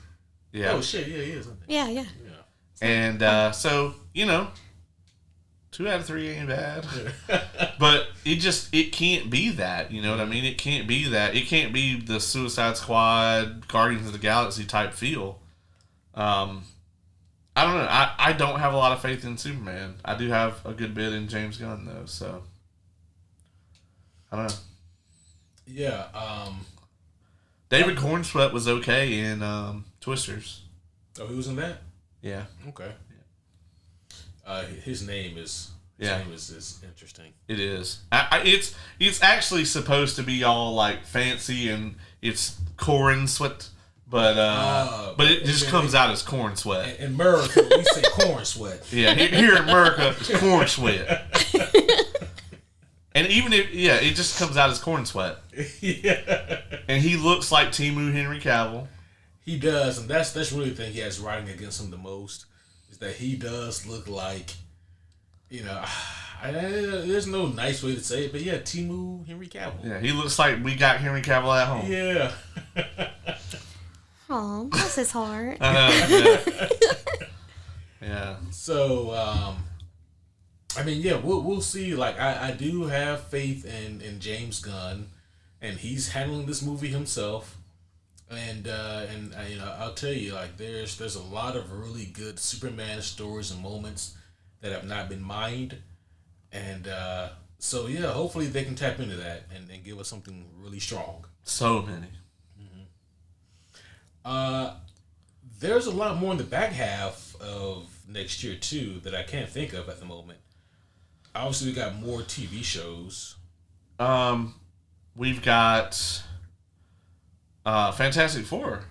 Oh, that's right. That is next year, isn't it? Yeah. And speaking about there being a lot riding on things. Oh God.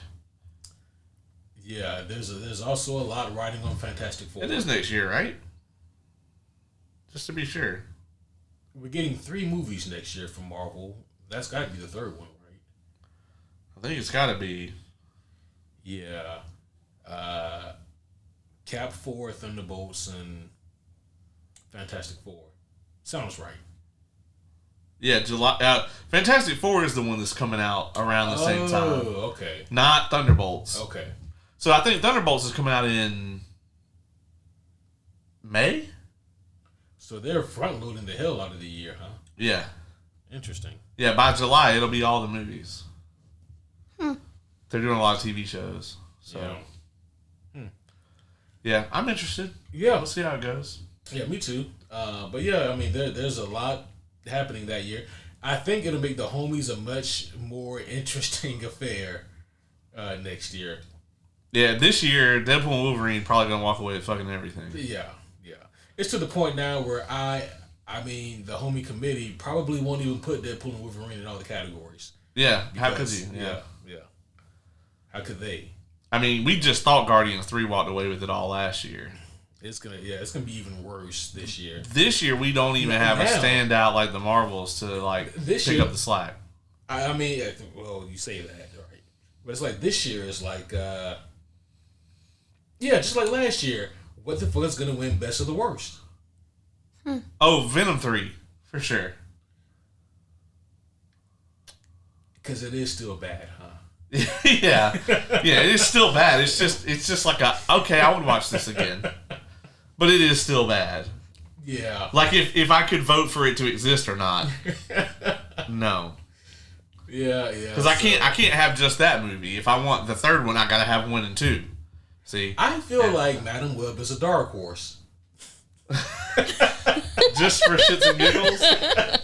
We need to have a worst of the worst category, and Joker definitely wins. Oh yeah, I just forgot about Joker 2. Yeah, Joker 2 is the only reason Craven is not the worst movie I saw. Actually, I think it's Joker 2, Beetlejuice 2, Craven. I think that's the worst of the worst for me. Oh boy.